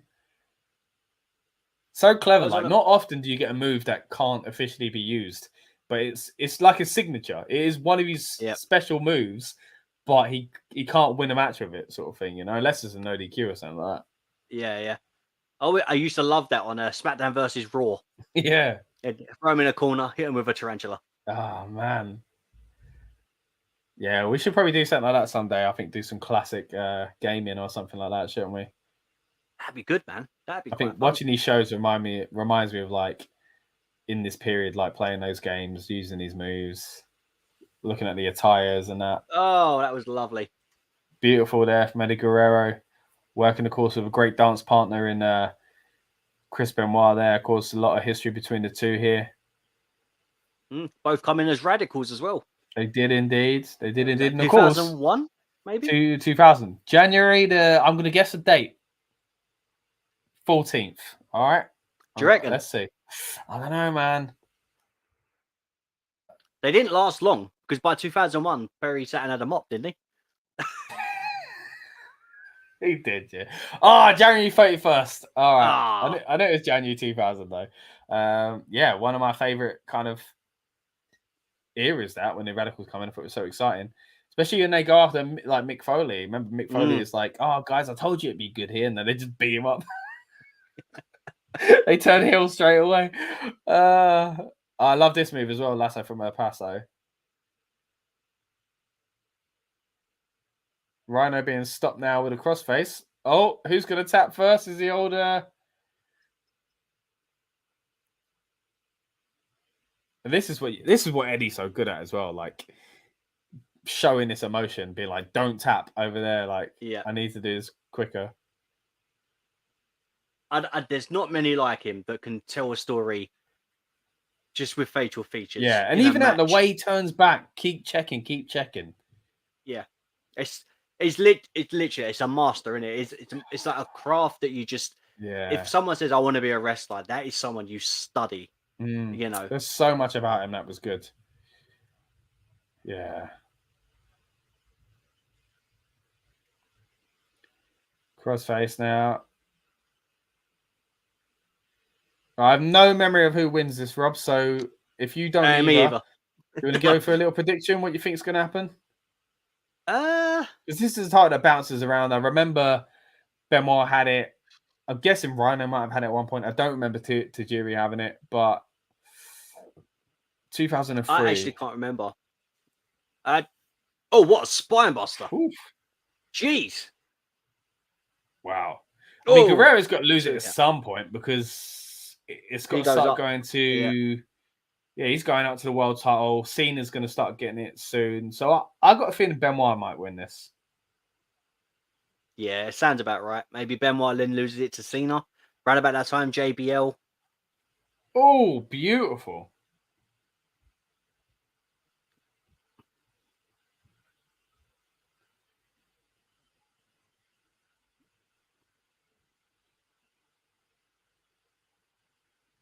Oh, that was cool. Flyers, body drop over. That was great. Tajiri now going for his own German. Oh, beautiful. The bridge on that. Oh, that was great. Great bridge, but he tried to flip into it, and he still did it, but it wasn't as smooth. But yeah, span right on top to get the pin as well. Beautiful. Fantastic. Go on, Tajiri. Do you know what I like? The fact that we know we've seen it and we don't know who wins. But it's been that long that I'm actually excited. I don't remember. See, I don't remember Tajiri ever being the champ. I feel like Rhyno might have been. There's the tarantula. Here we go, tarantula.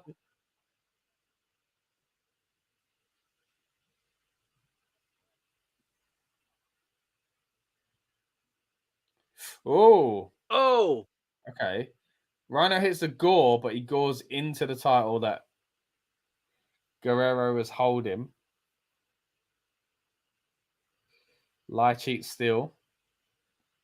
So we had Los Guerreros yet? Because he's got the theme song, which came from Los Guerreros' theme song. Yeah, because that was in the last Survivor Series. Because we were talking about it. They were in a tag match. Oh, yeah. So, okay. Oh! There's Eddie's off to the outside. Tajiri now setting up, hoping to pick up the win. Take advantage of Rhyno being down, but Benoi is quick to set him up to the trio woe now. I don't see the tree of woe much anymore either, do we? You don't. Classic. I always like the trio woe. I like doing it on I think it was WWF Attitude. Ooh. Diving headbutt. Yeah. Ooh, Tajiri just breaks it up. Great match, yeah. Taz is saying there, what a match. This has been, for me, match of the night so far. I mean, it shouldn't be surprised when you look at the quality of the guys, isn't it? Oh, here we go. Ben might look like he awkwardly landed on Tajiri there. Quite a rough one, but Frog Splash and it's over. Took advantage of it, man. That's what you need as a heel. Yeah, but is he a heel at that point or is he a tweener? Because everyone loves him. Nah, he's a heel. Yeah? Yeah. I don't know. I think if you're a heel that loved by the fans, you kind of... Yeah, but I think officially, on paper, he's a heel. I think. It's about the LA Knight, isn't it? Going on at the moment. It's organically becoming a babyface. Yeah, that's it. You know what always confused me? Eddie would come in a car, win the match, and walk out backstage. Yeah. Why didn't he go back in his car? Yeah.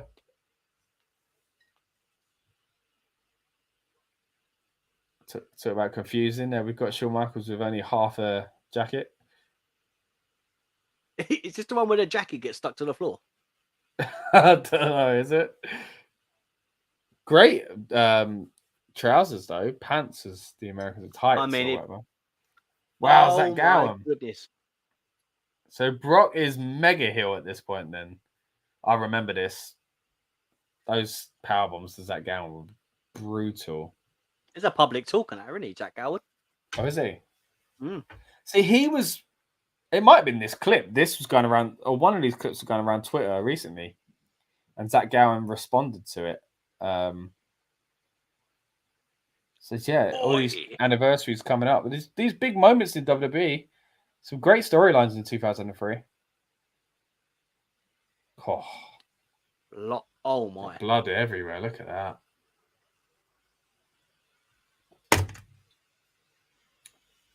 Flipping it. The state of him.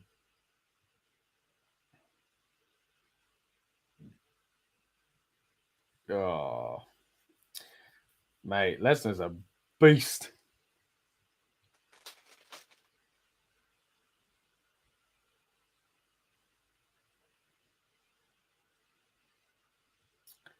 Okay, so Zach Gowan was supposed to face Matt Hardy, as Michael Cole says, but Brock has stopped that. At what point? What do you reckon Matt Hardy is? Is V1? I thought it was going to be V1, but that's not a V1 t-shirt. Oh, it is. No, it is. It is, yeah. Looks a little different, but... Oh, I forgot they used to put heat on.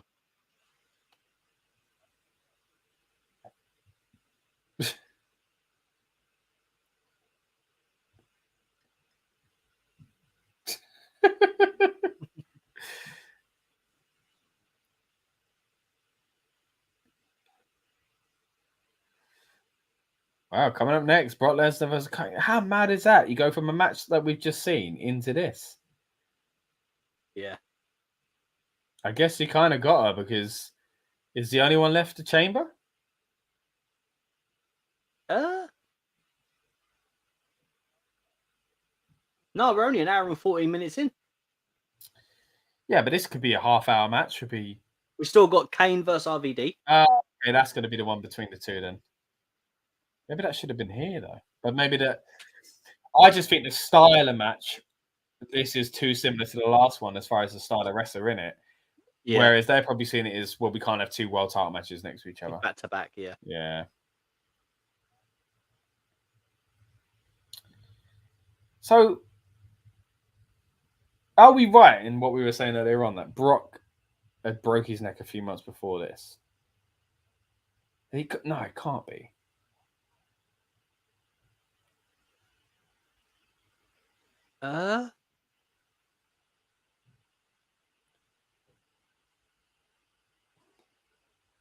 Okay, so now promo video here. Brock and Angle is loving Brock. Oh, I love these. Oh yeah, when they were like, comedy sketches back. Yeah.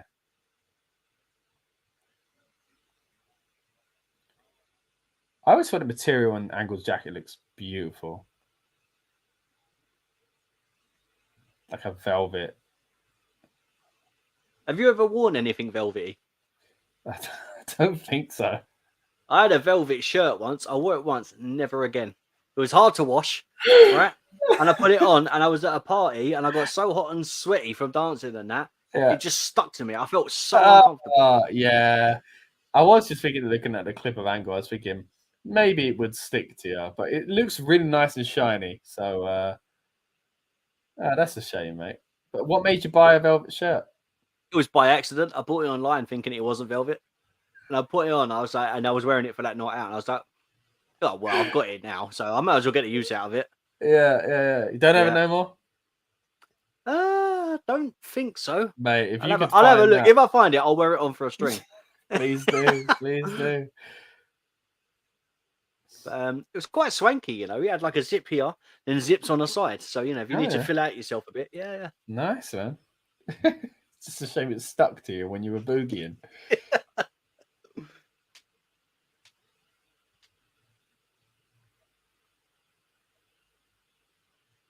Got a feeling that this promo video didn't have generic rock music either. It doesn't feel like it, does it? So we're seeing these clips of Brock pretended to faint. And he turns on Kurt, who's the ref, to help Vince in a cage match. It looked like they were facing each other.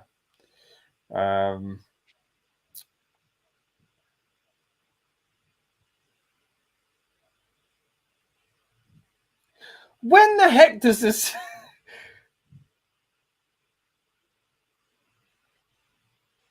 What? Wait, when does Brock break his neck then? Now I've got to look it up. See, I'm confused because obviously they've had their Mania match, right? That's what I'm thinking. I mean, Brock's his run is what? How long's his run? He leaves in 2004. And he joins 2002. Yeah, they just showed the shooting star rest. Oh, they did? Yeah. So they barely mentioned the fact that they've had a WrestleMania match. Yeah, WrestleMania 19. Yeah. What? So when was Vengeance? Is that the pay-per-view before? Vengeance 2003 was in July. The month before. That's the last pay-per-view. So let me read that just so we have a bit of an idea what we've come into here as well, storyline-wise. So the month before, Guerrero beat Benoi for the vacant US title. Right. Jamie Noble and with Nydia beat Billy Gunn with Tori Wilson. Bradshaw won the APA Invitational Bar and Brawl, eliminating Brother Love last. World's Greatest Tag Team had beat Billy Kidman and Rey Mysterio. God, that sounds like I didn't even know they worked together in WWE. I thought it was just a WCW thing. Yeah. Sable beat Stephanie. Undertaker beat Cena. We saw a clip of that earlier, I think. Well, that was at least on SmackDown, so part of the same feud, I'm sure. Vince beat Zach Gowen, and Kurt Angle beat Brock and The Big Show for the WWE title. Because isn't that round about the time when Heyman turns on Brock with Big Show? Yeah, but that would have been before this, because Brock would have been a babyface. So that must have been earlier in the year. That must have been, and then we saw that. 2002, we saw that on Survivor Series. All right, yeah. So that happens, yeah. So we've had that moment together. Angle looks great there. So does that title, by the way. My goodness. Do you think Angle's first run in WWE, as he is now, right, is better or worse than his whole run in TNA? Oh, it's better, but his TNA run is underrated. I think his TNA run's better, in my opinion. Like, I know he done a lot more in WWE early as a career, but his stuff in TNA was incredible. It was great, Rob, but no. You don't think it was better, no? It was great, but like, this stuff was just too good. I think the good thing about TNA is that he changed things up. Like, he did the running dives off the stage and more moonsaults, and he did all this crazy stuff in TNA. He lost weight and he was like slim, and he did more agile stuff. Not in a great place personally from the sounds of it, but he had some great performances in TNA, and he became an absolute star and part, the main. I mean, not that he weren't a star in WWE, but like he was the main focus there. So I get why you look at TNA in that way. I think he was fantastic there. He did have a massive focus on him. So, yeah, I can kind of see where you're coming from. But at the same time, like, I think it's because if I'm looking at his career overall, like, none of that happens without this, which is not the question you're asking. True, but I think maybe, so star power, I would say Angle was bigger in TNA. Yeah. But I would say, like, his wrestling career, obviously, was starting from WWE going onwards. But I think coming in, who was it? It was Taz that went on against him. Taz's debut, wasn't it? And he was still undefeated and stuff. And he did do a lot. But I don't know. Other guys that are coming, Angle done a lot. Lesnar done a lot early. Yeah, I mean, this is the thing. Yeah, he's around a lot of people also having the prime of their careers as well, which is why the show was so good. But I guess you can kind of get lost in the shuffle. Whereas in TNA, yes, a great stars there as well, but he was head and shoulders, you know. AJ Styles, Abyss, and then you had the plethora of other guys underneath. Samoa Joe, obviously, fantastic introduction of Joe and Angle together. Iconic moment there as well. I'd really like to rewatch some old TNA. I'm down for that. I mean, we'll find a spot. Like if obviously Slammiversary is happening, go back and watch one of the first ones or something like that. And... Yeah. I really like, and because I've been listening to Jeff Jarrett's podcast, but like from the beginning, where he's talking about building TNA and stuff, and it just reminds me of like how exciting TNA was when it first started. But anyway. TNA, if you want to hear us talk about TNA or the current incarnation, of course, Impact Wrestling, let us know. We'd be happy to kind of dig into that deeper if people are interested. But yeah, this match itself started the way you would imagine, a bit of a grappling between the two of the guys. It is weird because, you know, iconic feud and all that kind of stuff, but you do go to the Mania match, and I think it's because of what happens at the end, you know? So it is really weird. So let me go back on our story here again. Vengeance. Yeah, go on. Previous to that was Bad Blood, as Alex mentioned earlier on. Previous to that was Insurrection, which doesn't really count. Previous to that was Judgment Day. Then it was Backlash, Team Angle on the poster. And WrestleMania. So what the heck? Like, did Brock not... Like, was the injury not that bad? Like, I have really no idea. I've got to read up about that. How long was Brock gone for? Because like that was I guess they tried to ignore it in some way, didn't they? Because they didn't want to make it seem like a botch. Yeah. I just said the word neck surgery there. I don't know if he was talking about Brock or Kurt. It could be either. It could be either.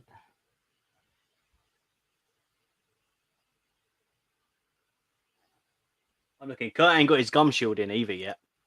That's a completely different level of Kurt, isn't it? Yeah, it's different. Yeah. W.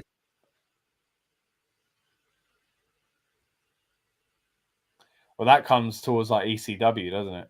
Yeah. ECW onwards.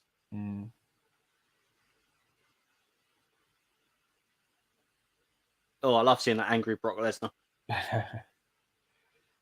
Right. So Brock in 2003. The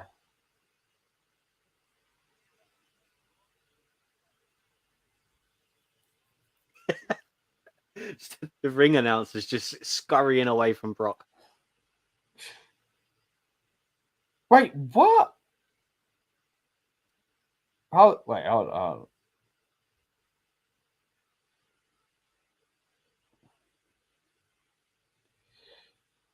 Oh, that was a weird roll that Brock just did.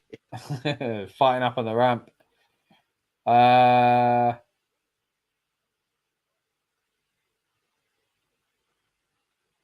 Oh, no, he didn't break his neck. He had a concussion. Oh, okay. Yeah. Angle, who entered the match with a broken neck. Okay, right. So there we go. Improvised to finish in a match. What, this match? No, the WrestleMania one. Oh, all right.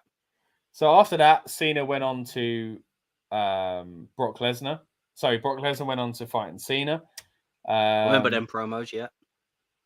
And that's where he named his move the FU. There we go. So, yeah, I guess we were kind of over-emphasizing the impact of what happened to Brock. Don't get me wrong. It looked like it really hurt, and a concussion's not fun either. But I always just kept thinking he had a broken neck or something. Broken neck, like yeah. Because the way it looked, the way it landed. Do you think we would talk about it as much if it wasn't botched?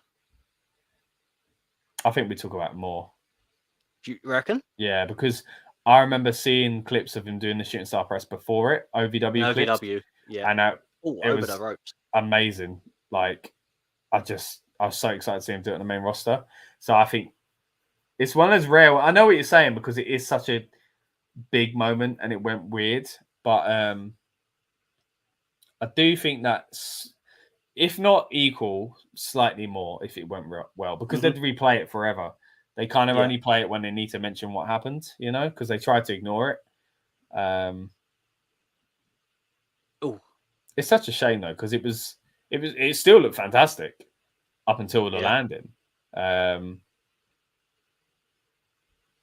Anyway, maybe we'll actually cover that WrestleMania Sunday as well. That'd be cool. That'd be good, yeah. I think, if I remember rightly, both of them were... So, Brock undershot himself and Kurt Angle was too far across the ring. Too far, yeah. So, both, like, it happens. I mean, it still looked beautiful. You can't argue. Yeah, like, amazing that he could do that. But it's sad that was a lot, like, it would never happen again, Well, just seeing Cowboy Brock do that now. Yeah.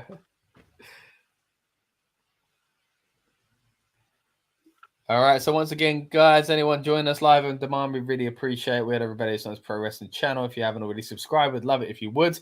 We are doing the SummerSlam 2003 watch along at the moment, watching the fantastic Brock Lesnar versus Kurt Angle. Two incredible stars in their prime, really. In a WWE ring. Fantastic to be able to rewatch this with you guys. Hope you're enjoying it as much as we are.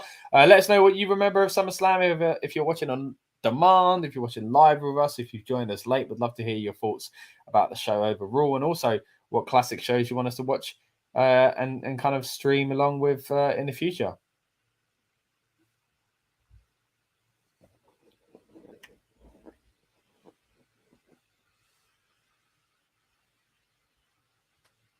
I wonder if they felt like this match might be what their attempt to make up for the ending of WrestleMania.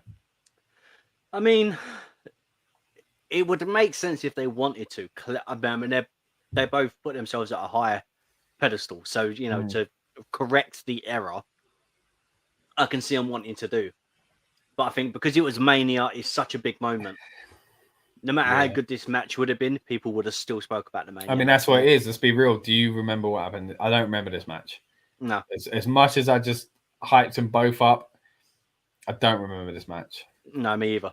Not saying it's a bad match. I'm just saying, like you say, maybe it is the fact the shooting star went wrong that we end up remembering it. That's a great pinfall there from that was, wasn't it? Very clever.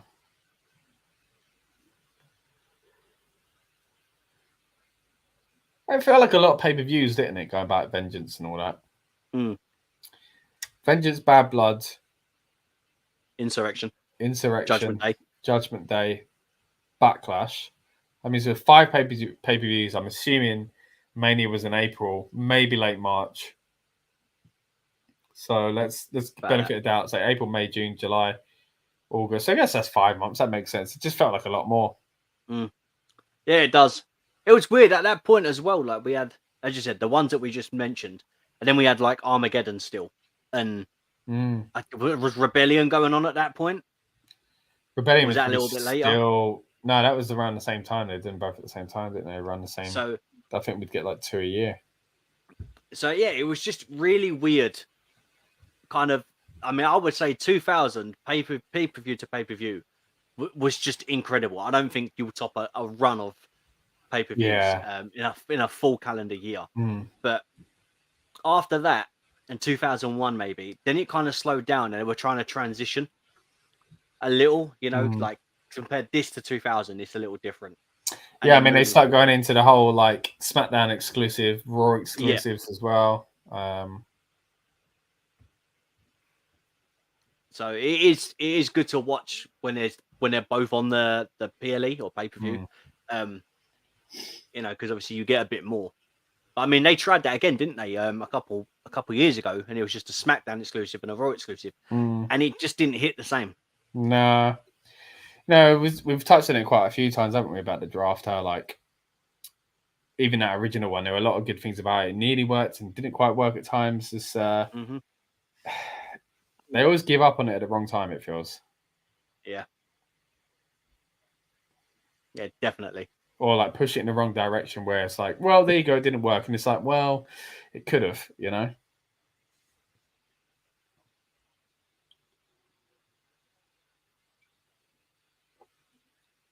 Interesting position there. Yeah, cradle of Kurt Angle at top.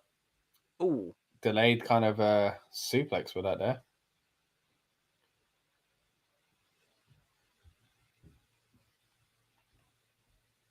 2. Do you ever think about the ref's hands slapping the mat? Thinking how hard they must have calluses, right? That's a good point. Yeah. Yeah. Yeah, it must hurt. Especially if you hit it awkwardly, like. Yeah, exactly. I mean, put it this way: when Randy went to do his RKO once, and he was pumping himself up, he pulled his shoulder out. Yeah, but can you imagine being on the road with the wrestlers, man, and then getting on like the plane or the coach or in a car and saying, "Oh, my hand's killing me," and then you look at, and you look over to someone like ice pack on their neck or something like that, you know. But like, it's still very stitches here, and you're right. I never really think about it. It looks like it really hurts, but you know, yeah. it's probably hard for them to express that.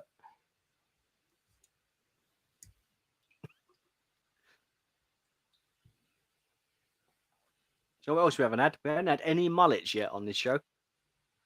Well, Guerrero, is that not still a mullet there? Yeah, I guess it was on its way out, wasn't it? It was on its way out. He hit more of a fade with that mullet.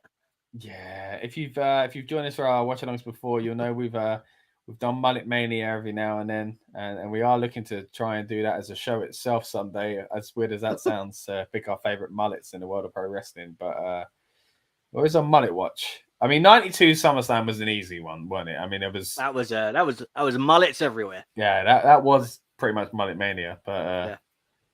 It's like, you know, with Oprah, you get a mullet and you get, but not so much. Not now.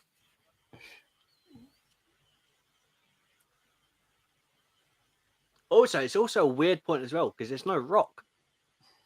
Yeah, I mean, but that's how mad it is, isn't it? Like they could, like same as like 2000. You mentioned earlier on 2000. It's like a massive time where Austin's not there, and he'd just been the biggest thing in the business. Yeah, and they were just fine because they had Rock, Undertaker comes back later in the year, Triple H, you know, them two. Had Big Show at that point as well. Building Foley was still there. Kane was Angle's on the rise, and then like you say, get 2002, 2003, and then when the Rock goes, you've got all these other megastars. You know, never mind Chris Jericho and people like that. You know, like Shawn Michaels has returned, and Goldberg's now there, and Steiner comes in a few months, and you know, no, Steiner had already come, right? We saw that in I think it's been and gone. What the heck's going on? What's Steiner at this point? How long was Steiner there? That's another person who makes me think of 2003. I think that's when he faces like Testo with Stacy Keibler and the testicles. Oh, yeah. I think one of the weird things I remember about Steiner was the, do you know when he done the muscle pose off against Triple H? Oh, yeah. That was, and was it an arm wrestling competition or something? Yeah, and then he had that one against Christopher Nowinski where he has the debate. Yeah. Just weird, man. It's sometimes a weird time. In this period, so at Bad Blood, we must have just mentioned it. He beat Test for the services of Stacy Keibler, but he lost her back in a rematch test on the August the 18th episode of Raw, and then at Unforgiven, he faces Test. Blah blah blah blah blah. So he's right in the middle of that storyline. Oh, okay. He's just not used on this show, which is a shame. I would like to have seen Test and his testicles. If you weren't a fan back then, that might sound like a weird phrase there. But yeah. Ooh.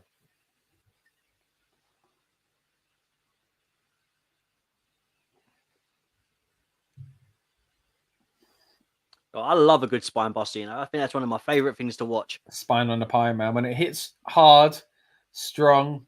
I mean, it never gets a 3 count. That's the only thing about it. But like, a nice spine buster into a 2. Oh, beautiful counter. F5 into a DDT. Really nicely done. So Taz called that a tornado DDT, and he is right this time, but it feels like he's just still happy to call everything tornado, as we mentioned earlier on. That was nice.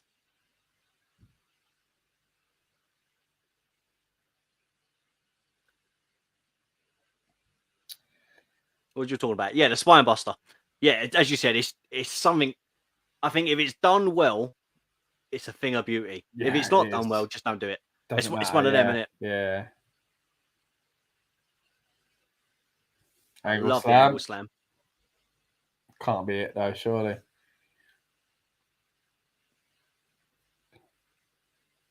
It's also weird to see a very long Brock Lesnar match. Yeah. It's weird. Yeah, you watch it now. It's a different style of match. Mm. But he still does have some long ones that we don't expect every now and then. So That he put the confuses straps me. back up, pulls them To down take them again. down again. Ankle lock. Or the angle lock even. Is he gonna sit down with it? Looks like Brock's gonna get the ropes.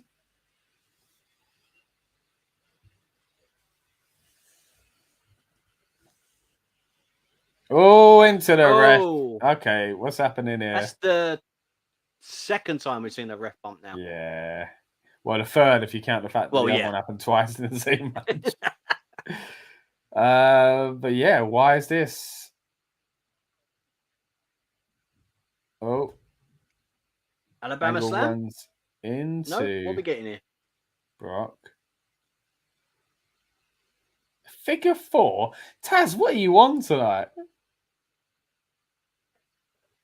What's happening? He's submitting him with his legs around his head. Is it the head or the waist? Because he's squeezing. Yeah, but he's making himself look like he's losing his, going a bit lightheaded. This is a weird spot, though, isn't it, to do on a ref bump? Okay, rolls through into an ankle lock. That was lock. nice. The roll through was nice. That was very cool.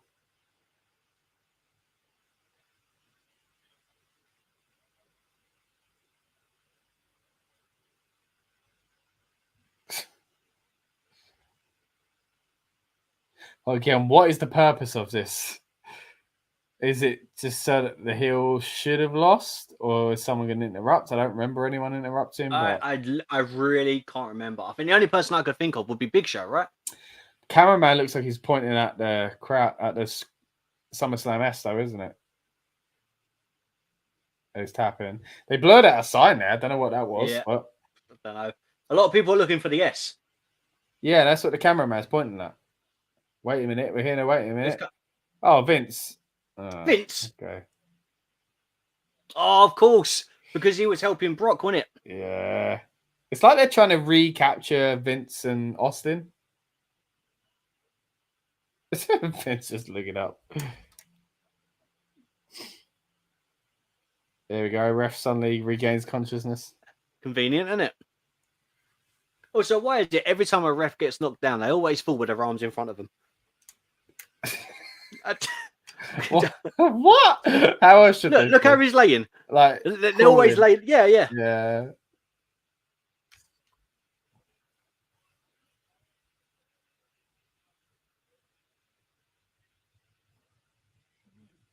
Got him up for the F5 on one leg. Oh, that was cool. That's nice. Rough looking, but it looked cool, man. Beautiful F5 on one leg. Very well done. That deserves a 3. Taking too long, right? Oh. You're right. This is a weird time for Vince, isn't it, wearing his big shirts? Why was he wearing those big open shirts? I tried on a big open shirt earlier, actually. Yeah? Yeah. I'm getting ready for a wedding. Oh, nice. Yeah. I thought it was another example of your velvet shirt. No. But this one was like a beigey color. Yeah. And it was put back on a hanger and put back. I didn't look good. Was this in the shop or one you've already got? Oh, this was in the shop. Oh, okay. You're out buying a shirt. Okay. Yeah. Okay, I appreciate that. For the viewers that don't know, he's talking about my wedding, but there we are. Which ironically is on the night of SummerSlam, so we've got to figure out a way to do coverage, but I'm sure we'll get there. But we're talking 2003 SummerSlam now, when I was nowhere near thinking about marriage. I was thinking about school the next day. Thinking about Sable on the front cover. Hey! I didn't say that.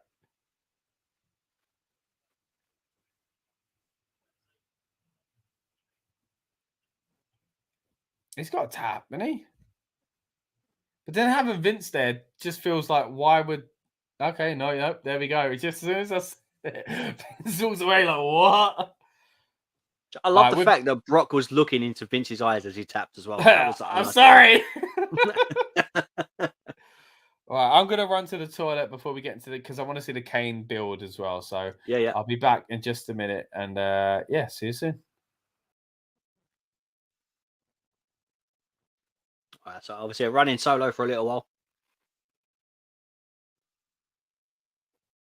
Joe, at the ending to that match, I really enjoyed it. It was a slow burn getting towards it, obviously, as we were talking about.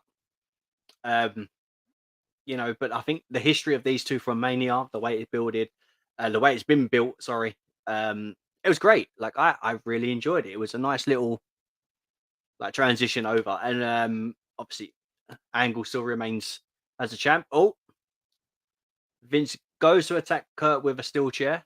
What we're gonna get? We're gonna get. Has Vince ever been stable on his legs? It's like Bambi on ice.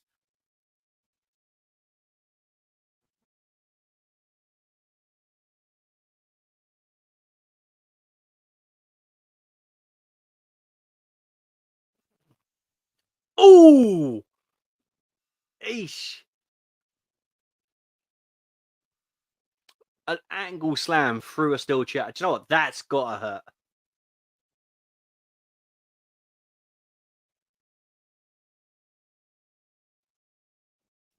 That was all right. That was a nice little finish there.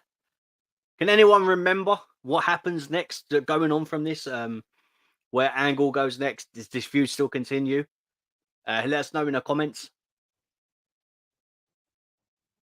And if you are watching along with us and you've just seen this match so far, what has been your favorite match?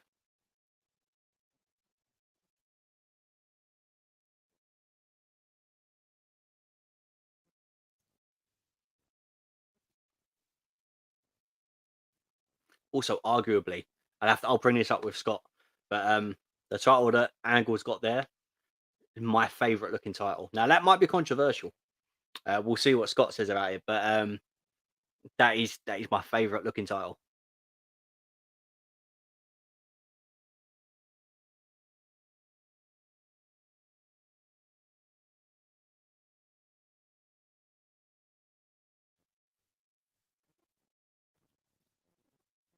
Again, they're just recapping of and then all of a sudden Brock looks into Vince's eyes and taps. Obviously, he couldn't take it anymore.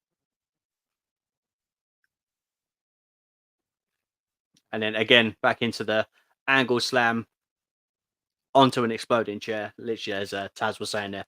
That was great. A nice little thing there. Oh, now we've got Goldberg with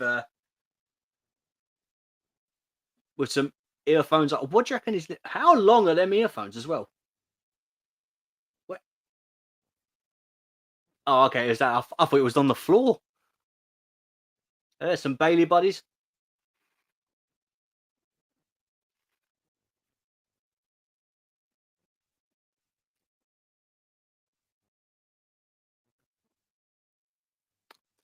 So it's Vince's birthday currently.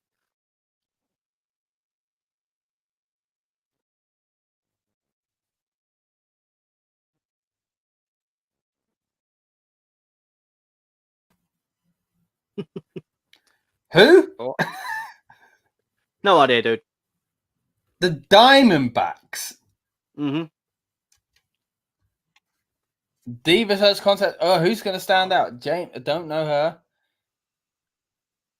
Diva Search winner. What do you mean winner? Is she? She's won the online one to get into the show. I've no idea. She didn't win the Diva Search. It was only Ashley, Mazzaro, and Layla, right? Yeah, I think so. No, what about Maurice? I don't think she didn't win one. Quite a few of them came from it, but oh yeah. Did I miss much? I heard you saying as I was coming back that it's Vince's birthday. Yeah, so it's Vince's birthday currently. Well, okay. at this time anyway. Well, that means it's coming up soon. What was that? I was going to look up that team or whatever they were in the front row. I didn't see. I can't remember. Arizona Diamondback, is it? Diamondback. I think so. Was it Arizona? Yeah, I think so. Baseball team. What? Wow. I've never heard of this baseball team. Are they still going or are they defunct? Yeah, they're still going. They won the World Series in 2001. Like, oh, 2 years later, they're pretty popular at the time. Like, I'm not a baseball fan. I'm like very casual. I know like a decent amount of teams for a non-baseball fan that's from England, but I don't think I've even heard of that team before. Wow, I hadn't.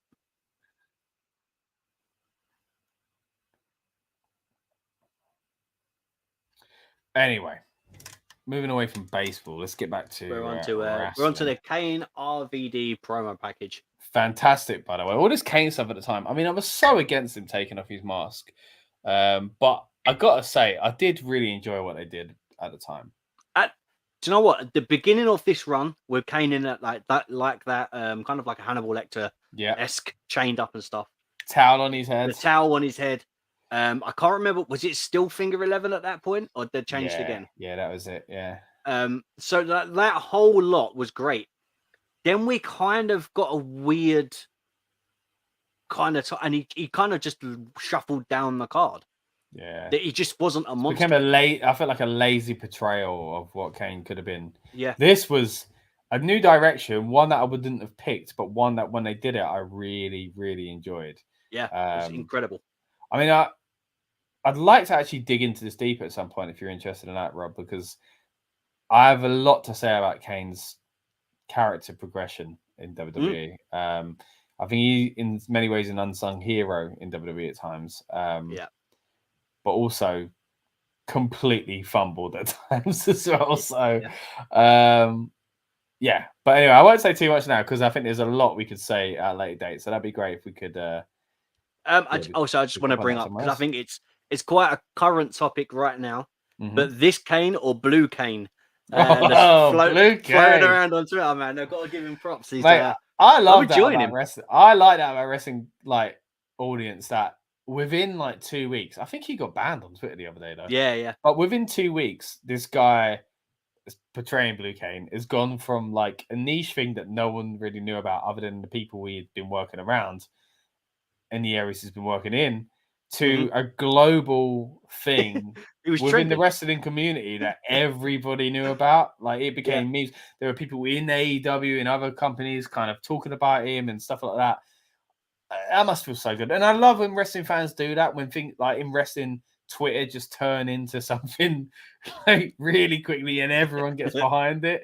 Like it's mad. I love stuff like that. But so shouts to Blue Kane. I mean, I don't know how long he's going to be able to get away with it before thing comes in. But hey, strike while the iron's hot, make your money, and then change.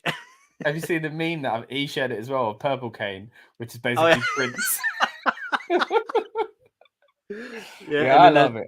Nana Kane in the shop. Have you seen that? Oh yeah, that's not really related to him, but that meme went out around the same time as well. So, and then someone changed it to blue. Yeah, I didn't see that. That's great. No, but that's what I mean. I love that when wrestling fans just turn something. It's like it's happened a few times. Remember the guy with the pizza? Doing a pizza in the middle of the ring. Yeah. There's been a few like. Usually comedy stuff, and it happens within serious stuff as well. That's how people like LA Knight end up getting so popular as well. But I like it when it's these kind of random gimmicks on the indies that just become.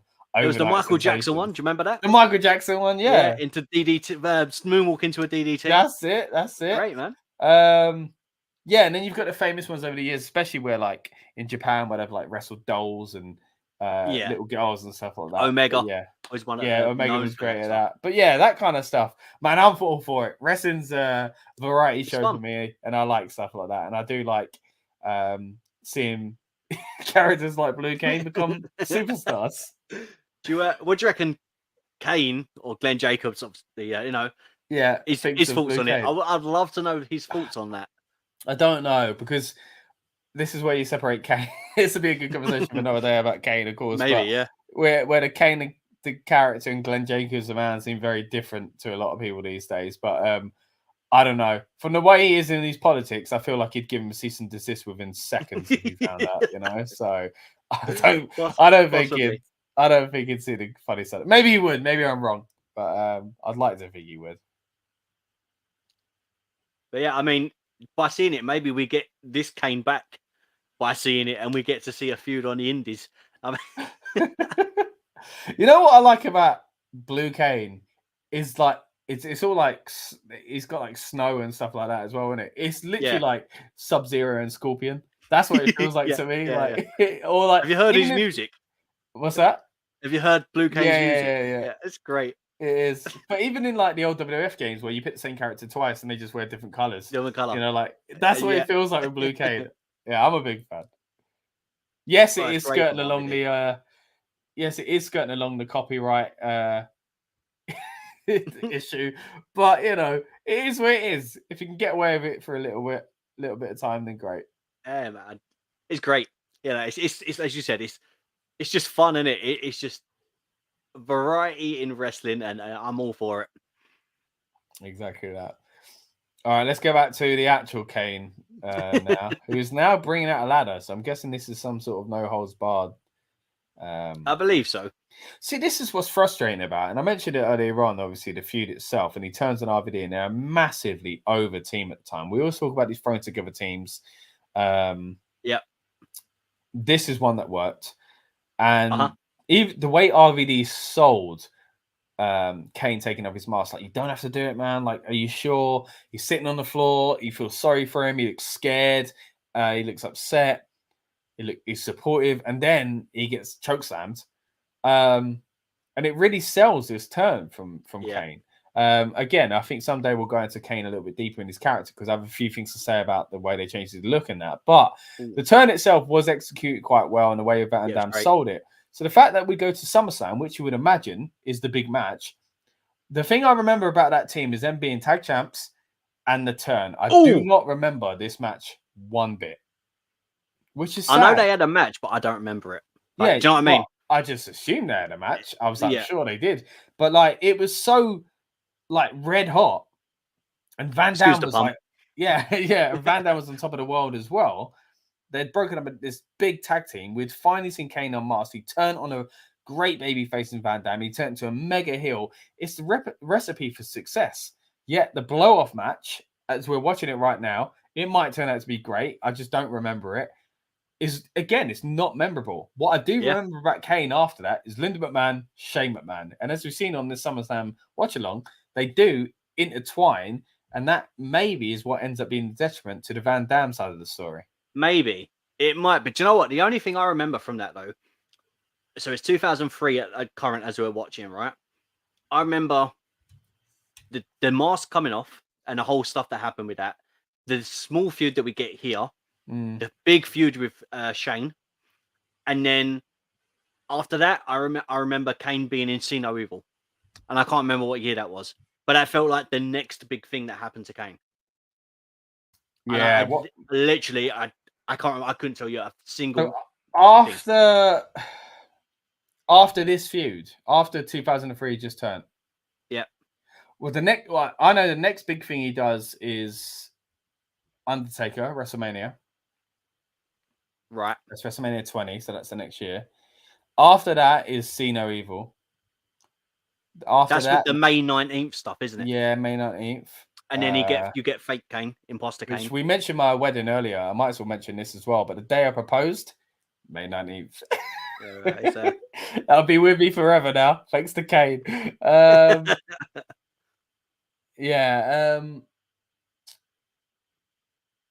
after that,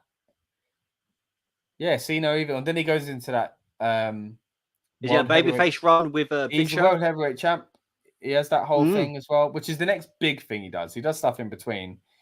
And then the next big thing after that, Team Hell No.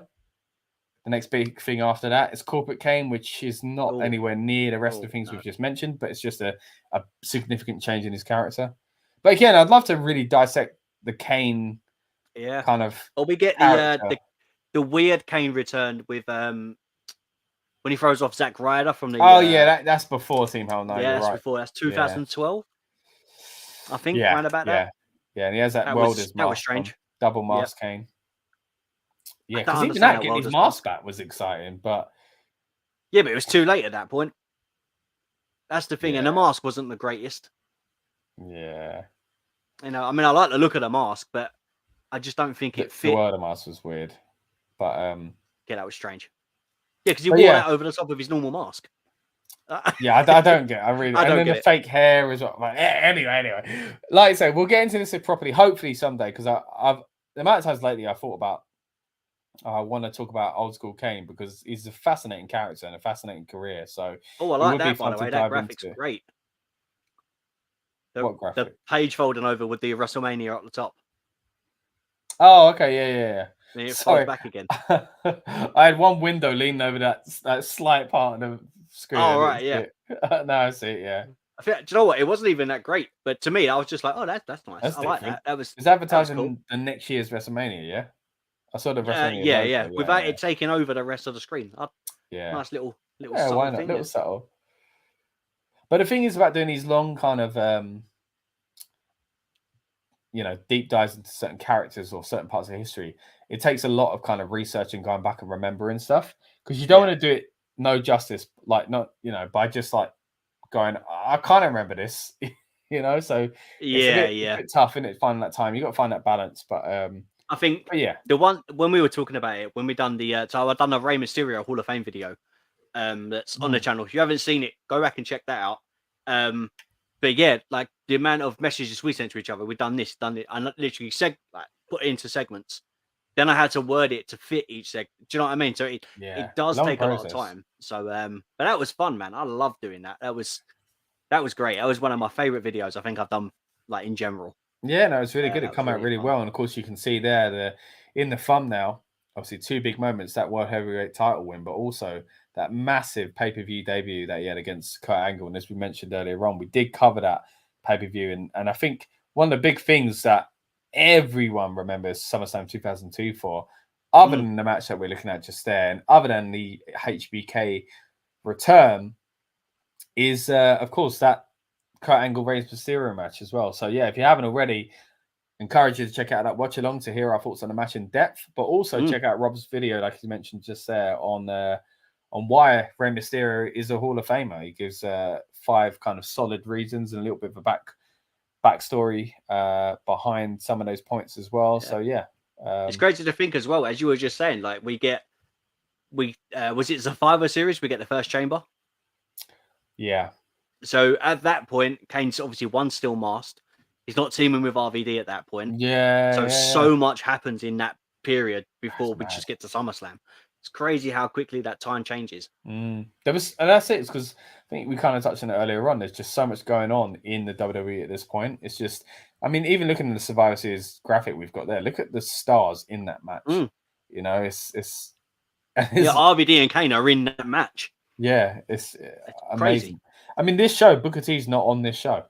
They had such a stacked roster. Was he with Goldust at this point, or was that come later? Oh, I feel like Goldust was. There's no Rock. No, so I think before. It would have been before, right? It's around the NWO time. It's just after he leaves the NWO. 2002, like early 2002. Yeah, 2002.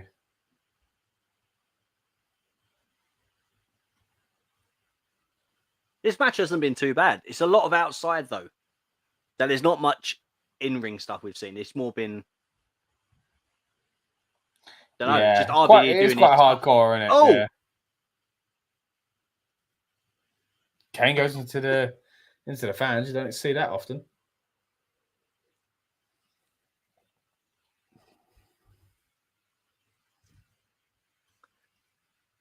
I feel for RVD, in a sense of, and it's in a good way. He done so much in ECW. We've been able to integrate his style into a fans. Like if that was ECW, he would have been in the fans. Then he would have gotten to the ring, done a leg drop with a chair or something. Do you know what I mean? Something like that. But he's about to do something similar here. But... Well, yeah, but it still looks beautiful, and it's sold well, but it's not ECW vibes. Do you know what I mean? It's not as rustic. It is different style, I'd say. Yeah, and I don't think RVD got lost in the shuffle, but there were times when you could see he was trying to bring the ECW stuff in, and WWE were like, No. Do you know what I mean? You can his tell where character it was is. so built on that. I mean, look, he's about to pick up a chair now. But yeah, I mean, this is the kind of match type where he can do a bit of that.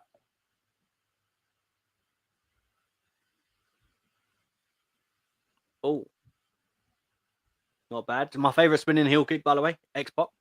Me too. Beautiful Big spinning heel kick. Big fan. So good, man.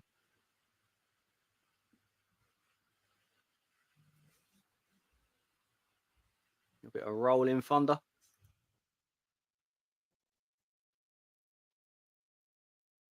What do you reckon of the Kane attire at this point? Because it hasn't changed yet. Yeah, so I kind of like that, but then it does seem like the he's kind of, buckles and it kind of needs that.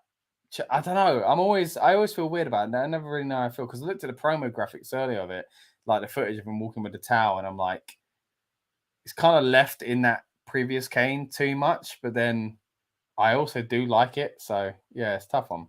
So I really like it, but I prefer. Do you know when the Survivor Series, the one that we'd watched, that iteration? So there was the buckle still, but the knee pad was more. It looked frayed on purpose, and you know, it just looked like it was been into war every single time. You know, it was used. Like that's my favorite look. This look I like, but it's weird without the mask. Like it still feels incomplete. Yeah, no, that's exactly it. Because he's missing something. If he took the thing off, he'd be missing two things, but it would feel like a new look, you know. Yeah. But I like we that transition over to well. that eventually. We just get tight Kane.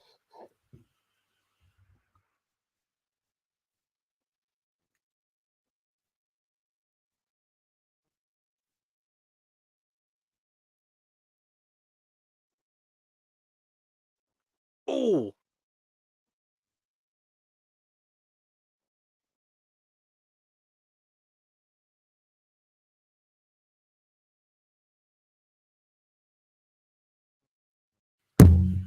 Oh, not my mic there. I heard it. So do you think, as we're watching this match now, the build for Kane? Oh, Kane's won. Oh, whoa. That was it. I didn't expect that. I was going to say, do you think it paid off? Like, was this match a good enough payoff for the build? Or do you think it was a bit lackluster? I don't know. I mean, they needed a kind of hardcore match, and that's what we got. Just not memorable. It was like it just needed to be done. Oh, this is what you do. You now face a partner you turned on, and that's it. I don't think it did anything good for RVD when it didn't do as much for RVD as it probably should have. Yeah. You know. Also, there's no Kane flames or anything. There's nothing on the turnbuckle for that. So stuff had been dropped. It's a weird, isn't it? It's a very weird. Yeah. Yeah, but good match overall. I did enjoy it. It wasn't too bad.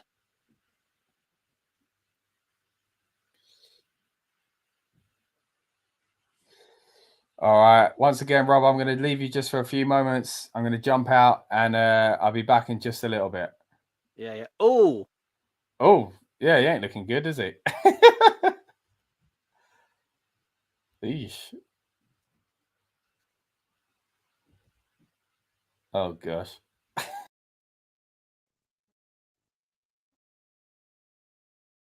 Wow. Oh look, there's Linda McMahon.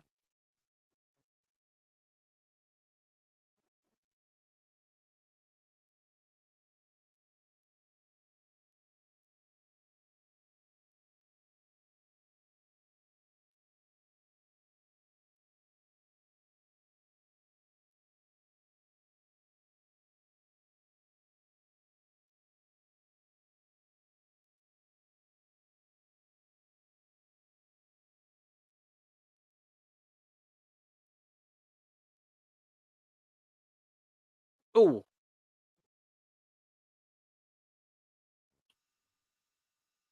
Ish. So Linda just slapped Bischoff, which he's got a bag of ice on his face.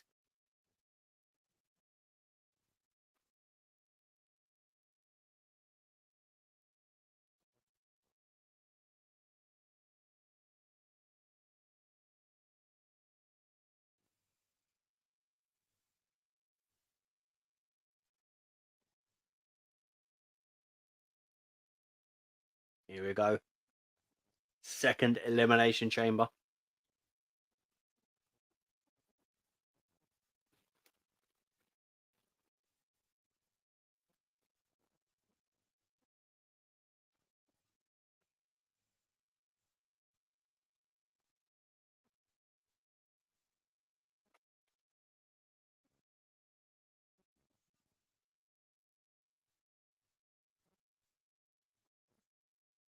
So, do many people remember the main event?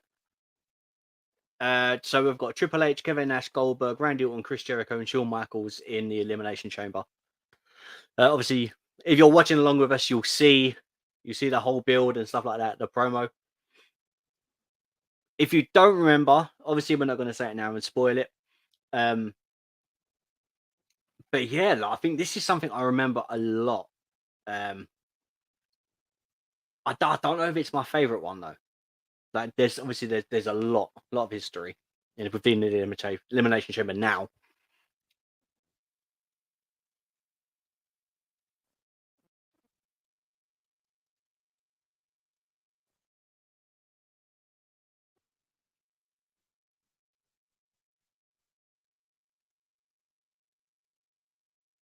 Love this promo.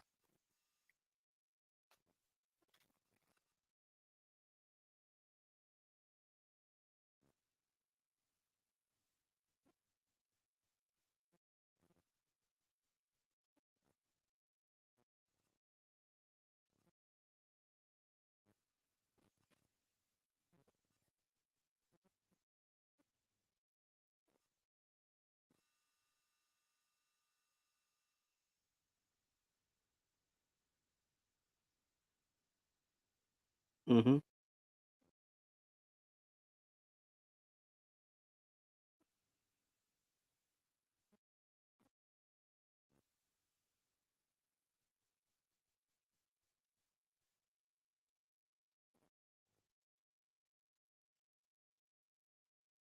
Mm-hmm.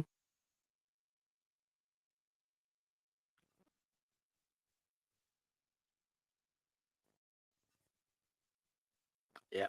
And that would be the last time that Shawn Michaels held a title.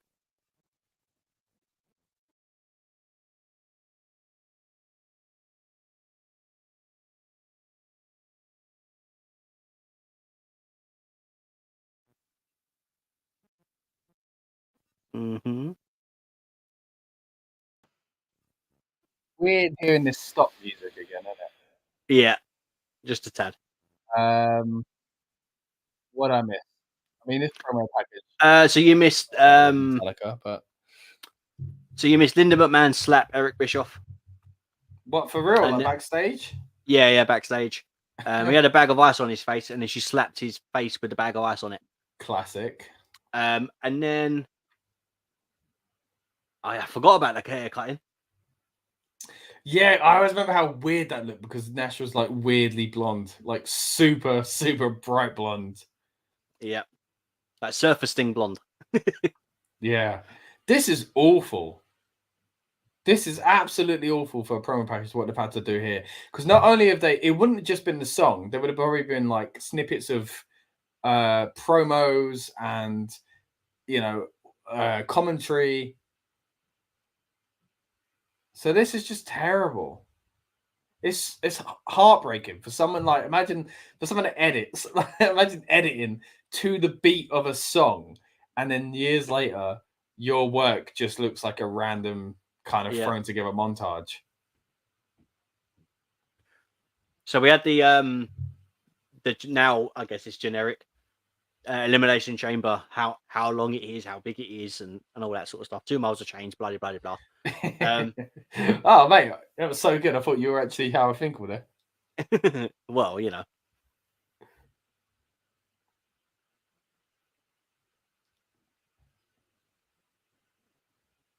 I miss Howard Finkel.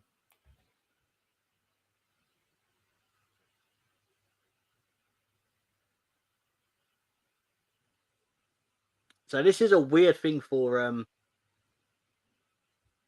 is that Randy? Evolution, yeah, probably coming out to Evolution song in it.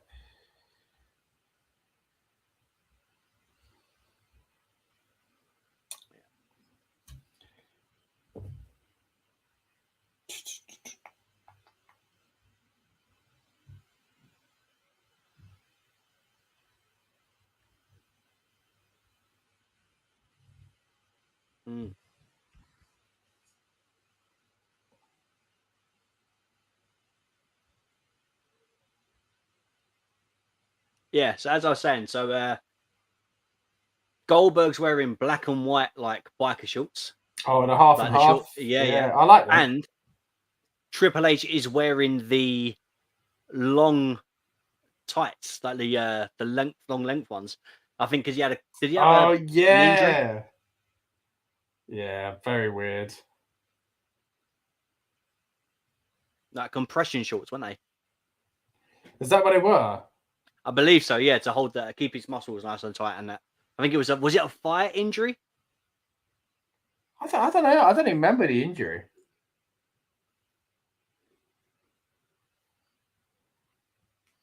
Strange time, this, isn't it? Kevin Nash being used in this position. Not as strange as him coming back and facing CM Punk, but he's actually coming out as Big Daddy. Big Daddy Cool, I should say, not just Big Daddy from British wrestling. That's a different Big Daddy. Do you know what? I'll say it. I mean, I don't think it's controversial, but I never saw a big fascination about Nash. It just didn't do anything for me. It was such a generic big guy that did nothing. I mean, the NWO stuff, I get. Yeah, there's times like 97, 98, 99, where he's like just one of the coolest guys in the world, sort of thing, like in the NWO as the leader of the Wolfpack and that. Great. But yeah, I think ironically his time on top is not that impressive, as in the WWF. When he's WCW champ, it is a bit more. But I've always been a fan of him. But I've always been a fan of anything NWO. So look, I don't mind the NWO, but as a single star, you mean? Yeah, I would say, and again, it may be controversial. It's really weird looking at him like that. It should be all the way like he was in like 97. He should have just wore tights, yeah, full length tights. But I was going to say, for me, if Nash, I wouldn't say Nash could go into the Hall of Fame twice. You don't think? No. NWO, yes, but as a solo, is he not in it twice then? I don't think so. Is he not in it on his own? Scott Hall's in it on his own. I think Scott Hall is. I don't think Nash is. NWO are in it, right? Oh no, Nash is. Yeah, he is. 2015, he went in. What, on his own? Yeah. Wow. He went in first. I forgot that. Yeah. Okay. Well. Like before. Arguably, NWO. I don't think he should have gone in twice. That is crazy. No, I'm not having that, Rob. I just don't see what he done. A couple like the NWO stuff, incredible, but even that got a bit silly towards the end. You know, with WCW went. But I don't even think I could name a memorable Nash match. A 6-time world champion to be in the Hall of Fame. Yeah. I don't think I could name a memorable Nash match. I think the one with Goldberg with when he wins the title with the cattle prod thing. And it was also around didn't he lay down for Hogan so Hogan can have the title? Yeah, some of his most memorable moments are controversial ones. That's what I'm saying. Like he did a lot. He was like, I think the argument is like, so he had a decent run WWF. He was the champion, and then his most memorable stuff is within the NWO, right? So I get your argument that, well, therefore he's going in as the NWO. But he still did enough himself to stand out within the NWO and the Wolfpack, I think. And then not only that, I know WWE you don't usually take into account non-WWE stuff that much. They do with WCW, but they don't, especially with TNA. But even his stuff in TNA, I think, was really good. See, I don't mind his TNA stuff. But then that felt to me like another WCW. It was, it was different.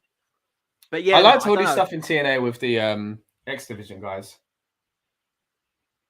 So I don't know. Again, for me, I don't think Nash was ever he was a big guy and he stood out for being a big guy. But then, and I don't want to do a comparison, but Carly was a big guy and he didn't do much as a big guy either.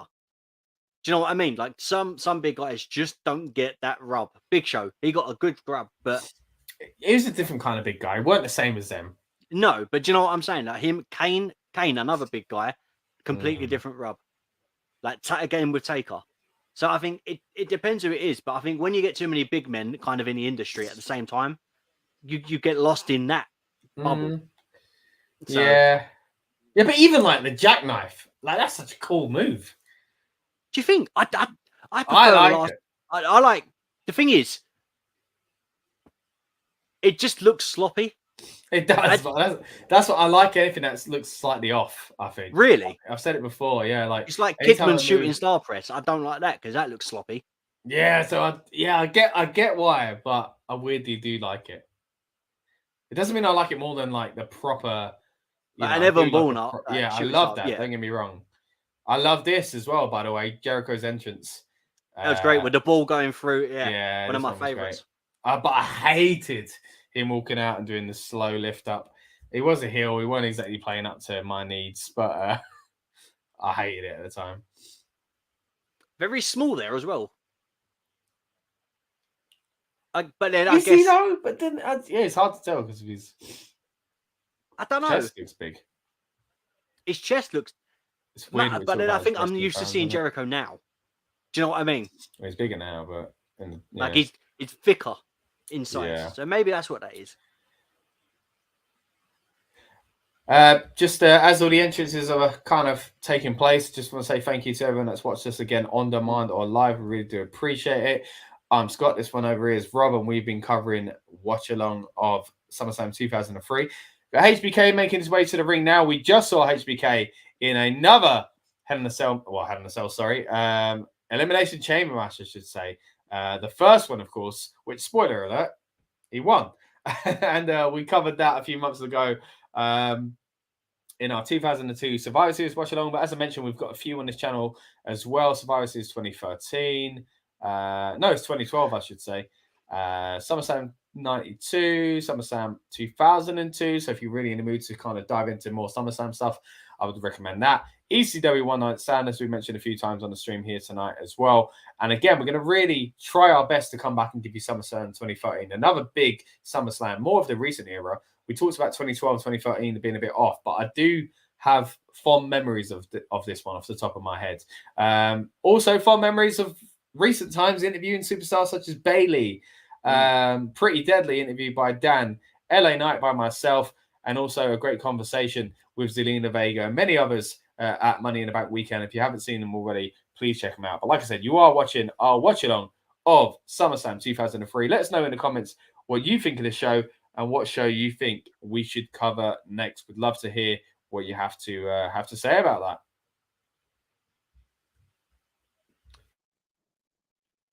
So what's your thoughts on Shawn Michaels' tights and this one? Are they better than the brown ones? Yeah, I actually like these because then, I mean, the brown ones, they're notorious. You know, if you want to hear our thoughts on the brown ones, go back and watch that. Watch along I mentioned earlier on. Notorious. But these are really nice. They're reverse. Usually you get the kind of print, the zebra print inside the heart and then a bold color on the outside. I like this reverse. What might work better if the hearts weren't white, maybe if they were red. That might stood out too much though. So I like it. Nice. Sure looks great here. See, I like them, but I think so. 95 Shawn Michaels with those tights, the motorbike boots, kind of that look. That's one of my favorites. But I'm so used to like the chaps, the way he wore the chaps. Really, I hate them. I hate them, man. Shawn in hot tights, again, so weird. When you're a wrestling fan and you do wrestling podcasts, and you step back and go, what did I just say? We just spend hours talking about fashion. But Shawn Michaels in tights, chaps. It's like nah, not a fan. It's like Punk. Do you remember when he went to tights and he wore the shorts? Oh yeah, I didn't like that. And that was. I didn't mind the shorts. Shorts were good, but the tights not for me. It's weird, isn't it? Who else? Matt Hardy when he went to tights. I actually I quite didn't like like that. I liked when he first went to it, I liked the design of him. But then after a while, I was like, get rid of him. Jericho in tights, I prefer. Yeah, I don't like him in trunks. Yeah. He's in tights again now, though, isn't he? Yeah. He went when he started doing the Japan stuff. He went back to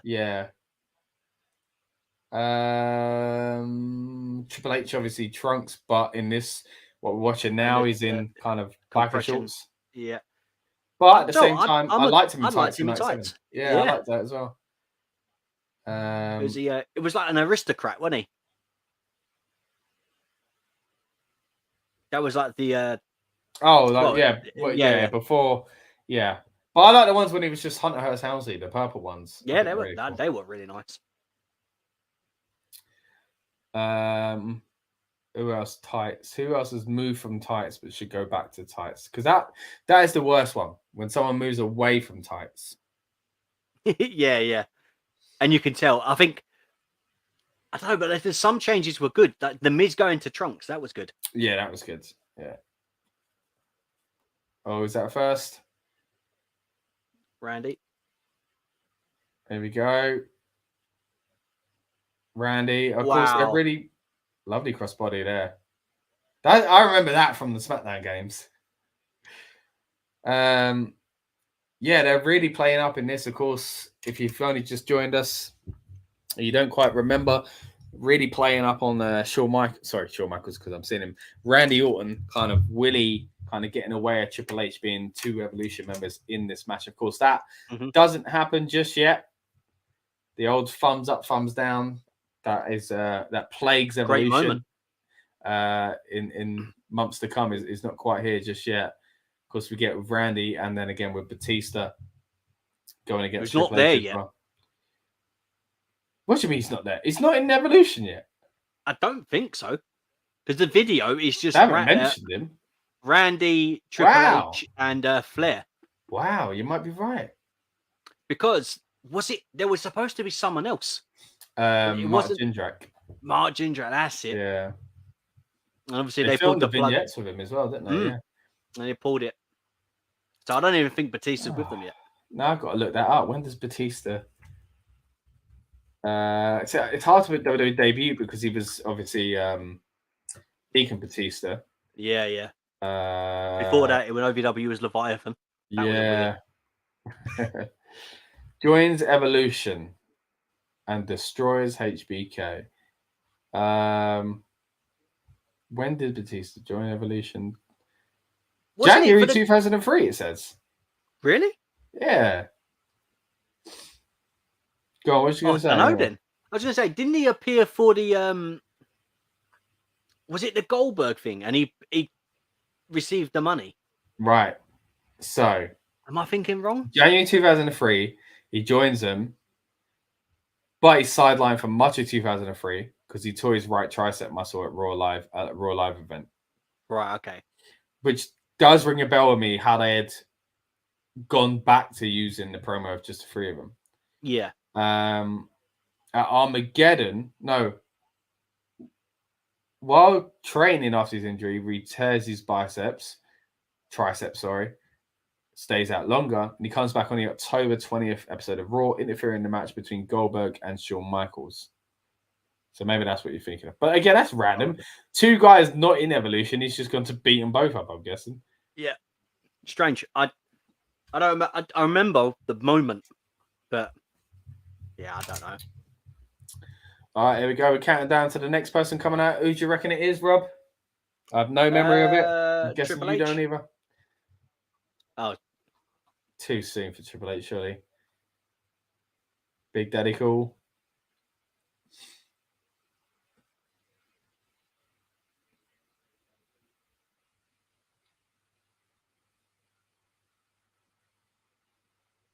Four-time WCW champ. I didn't know he had it that many times. And that's what I'm saying. And you're saying he had a great career for Hall of Fame. He did. He won it 4 times. Name one. Shut up. Other than the Goldberg one. Shut up. Do you prefer him as Nash as well, or as Diesel? That's always a topic, Nash. I think. Yeah? Yeah. I get the idea, Diesel nostalgic thing. When he come back as Diesel, the Rumble was cool. But for me, Nash is best in as leader of the Wolfpack. I think his music fit in better as Diesel because it like the truckery kind of all that stuff. But yeah, but that's this version, because even that version, he's just big, mean. There's not much to his character. Whereas when he's in WCW, he's just kind of having fun on TV. You know, like it reminds me of wearing a bandana like Tupac Shakur. You know, like he's a complete different character. No, we've got a little bit of blood on the. Oh yeah, Jericho ain't looking good. Go on, reminds you of what? Do you remember the Wall from WCW? Oh yeah. Just the big guy, and that was it. There was not much to them. Like I just felt like at one point they just had all these big guys. They didn't really have any personality, but because they were big, they were great. But that was it. Like I say though, Nash had more personality in WCW. Yeah, in WCW we definitely did. But as Diesel, I don't know. It just didn't sit right. It was like Psycho Sid. It was all right in WWE, but as Sid Vicious, it was fantastic. I find Nash is gone. Nash is gone. I find it really weird with Nash's hair as well. Like this whole dyed it blonde, then he shaved it up, cut it off in the hair versus hair match. Like, was it for a film or something? Was he preparing for a film? Because he's done a lot of films in the past, hasn't he? So yeah. Do you know he was Super Shredder in the Ninja Turtle film? I do know, yeah. That alone gets you in the Hall of Fame, man. Come on. The Turtles Hall of Fame, at least. The Turtles Hall of Fame, yeah. I don't think they've got one. New film comes out, doesn't it? 31st of July. Looking forward to that. I'd be lying if I told you I knew that. Really? Really? Yeah. It's a new animation style, kind of in the style of. I heard that was happening, but I didn't know. The Spider-Man, the new Spider-Man one. Okay. Kind of more cartoon and comic-y. Okay. But yeah, man. Like cinema release, yeah? Yeah. Okay. Oh, maybe we'll look into covering that. I was literally, before you said that, I was thinking about how we should do more stuff for Screen One. If you haven't already, check out our film channel, which we haven't used too much lately, I'll be honest. But RN Screen One, Rebellious No Screen One is where you'll find our film and TV content. Triple H barely got out the pod there, and Shawn gave switching music. Nash, who's already gone, gives up. See, the jackknife like that's good. I like the jackknife, I've got to say. It's that, so it looks nice when he does it like that. But on someone that's a lot bigger, he struggles to get them up. So when he does, it just looks clunky. Yeah, like he almost needs the support to give it. Yeah, but even that, I know what you mean. Like the Big Show one, I still like the way that looks. See, that's not too bad. That was a power bomb. Yeah. But more of a normal power bomb. There's time when he just kind of lifts them up and drops them, and you know when you think, nah, I want to see a big power bomb slamming them down, more impact. Yeah, okay. It's like the Spinebuster thing we talked about earlier on. Yeah. Either do it right or don't do it at all. It's like Hogan with the figure four leg lock. Well, that's the interesting thing about that move, though. It's like it looks like a lazier, weaker version, but like that is the point of. It's not that he's executing it badly. The point of the move is to not do that part. So he's taking away a kind of a key ingredient, what a lot of people find for a powerbomb. Yeah, and that's where I think people kind of go, "Oh, I'm not sure about that." Well, I just think for me, if it's called a power bomb, it's the power coming down as the bomb, as opposed to the power going up. No, I get you. That makes sense. But I mean, it's more like it's not the same as like John Cena's STFU, where he doesn't execute it well. That just looks poor. Like, this is like it's supposed to look kind of. Yeah, I know. You know, like lethargic. So it's a weird move because of that. Oh, speaking of Flair, obviously he was on the screen. Apparently he's got his own energy drink. Are you aware of that? I'm not aware of that. What's it called? I don't know. Woo Energy or something do some like research. That? Give me a sec. Flipping it. It's got to be a rival Prime. I think so. I think that's the. See something earlier about it. Yeah, look, Ric Flair energy drink. New Woo energy drink. Okay. Woo energy. Okay. That's what it's called. Yeah. Is it out or what? They look great. It's... I don't mind it. You know, it looks good. Like design wise, I mean, you ain't tasted it. You didn't taste it there, did you? No. I don't know what it tastes like, but Woo energy drink. Cans, mushroom. Why has it got mushroom in it? Oh, the cans are really cool. But they don't look like energy drinks. They look like... Has it got mushroom in it? Yeah, that's what came up for me. Goldberg's in. Oh, yeah. Unique. What? 74-year-old with unique energy drink.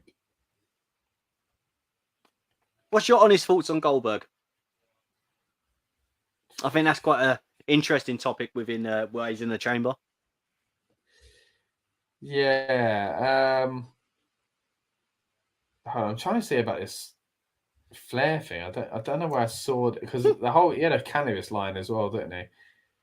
Which just keeps coming up. New mushroom infused energy. I think it's 150 mg of caffeine. Wow. Oh. Right, Goldberg. What are my views on Goldberg? Oh, he's just eliminated Randy Orton quite easily. I mean, we've been into this a few times on the channel, right? I'm not Randy's in the same kind of. Not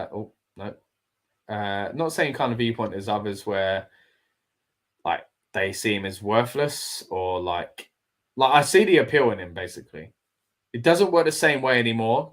WCW is a special time, and even WCW. Well, this is great. Like this presentation here is great. I mean, it doesn't end well for him in WWE in this run, but I preferred this than his current one, or more recent one, I should say. Yeah, this is so much better than his current run.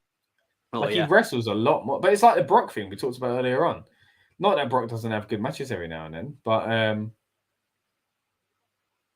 you could be honest though. I mean, Goldberg's age, his stamina, like this is a time where I think he was doing more. But like, Jericho goes through this, don't they? Yeah. Great clip. Not as well as I remember though, because I didn't. Yeah, they make that look quicker, don't they? Yeah. All the replays are way quicker than that.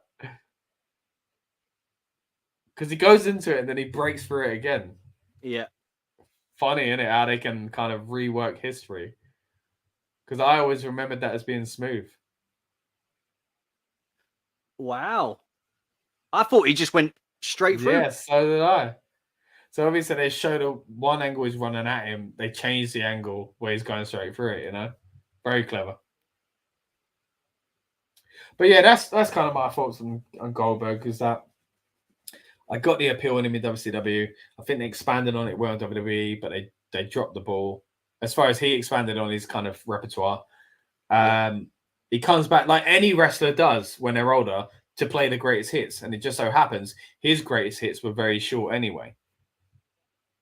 Yeah. Yeah, I agree. Like I liked him in WCW. I get it. I was a fan.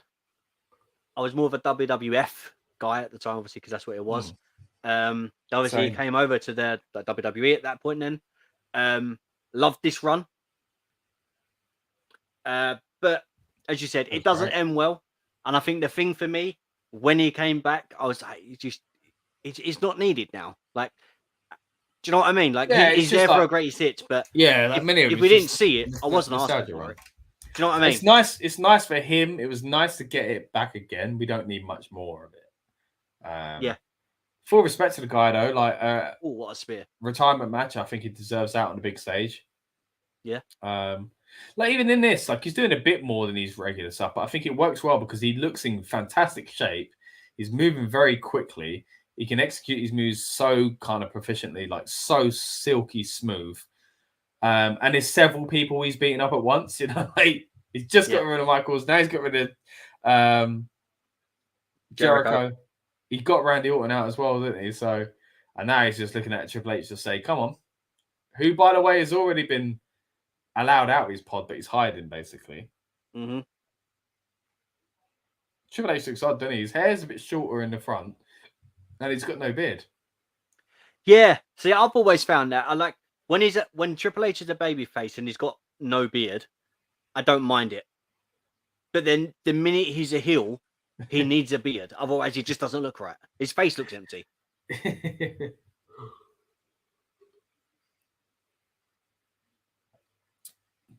Flair's been perfect here as well. Telling the cameraman or like get out of here while he's trying to hold the thing tight so that Triple H can't be gotten to. Oh, Goldberg kicks straight through it. See, you look at stuff like that and you think, what presentation of this? Like, Goldberg looks like $1 million here. Yeah. Do you remember when they used to say it was bulletproof? Yeah, I know, yeah. Ridiculous. But this is the thing. We look back at Goldberg and say, oh, I went wrong. But this is, I've got to be honest, this is mainly what I think of in his run the first time, is this stuff, where it actually was quite good. I think it's just that beyond this point, going into 2004, obviously he decides to leave. It's not that long away, though. We're in August. Yeah. At this point. And it's looking What's his good. last one? Mania? It's Mania against Brock. And both of them, between now and then, both of them look amazing on this show. But by 11 months. No, not even that. 10 months. About 10 months. This is August, right? So September, October, November, December, January, February, March, April. 8 months. 8 months. There you go. That's right. That's crazy. Within 8 months, they've both gone and miserable by the sounds of it. But that's the thing, though. Like, I mean, Brock weren't so much that, though. Brock was leaving because he wanted to go to the NFL. But didn't he do Japan before he went NFL? Or did he do NFL then go to Japan? I think NFL didn't work out and then he went to Japan, yeah.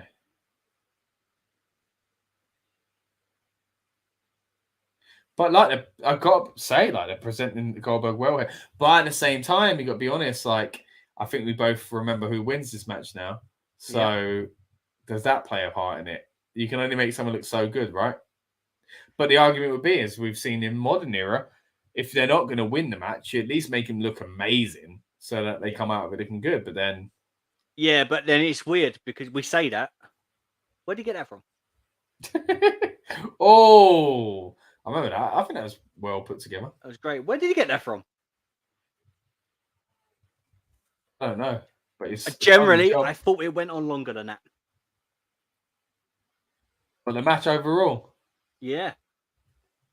It wasn't too long, was it? For a 6-person match.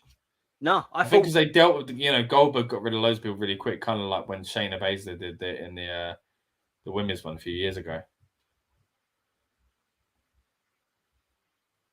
Oh, apparently, it could fit through there, couldn't it? The same Flair gave it to him.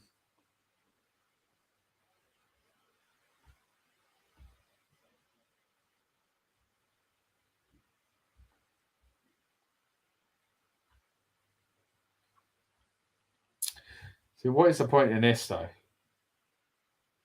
I don't know. He's already lost.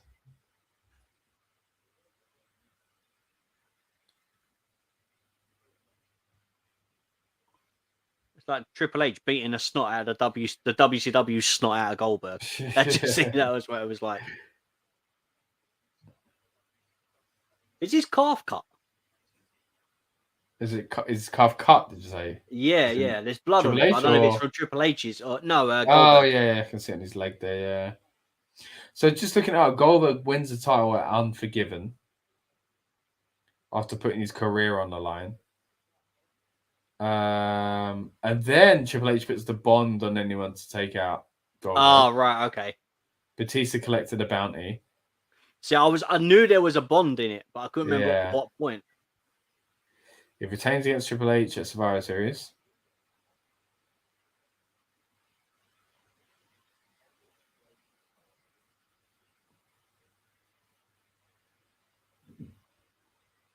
So he lost the title at Armageddon in December. And he was gone within 5 months. Crazy. Isn't it crazy how far over the Elimination Chamber is on the fans there? Oh, how close it is to him. Yeah.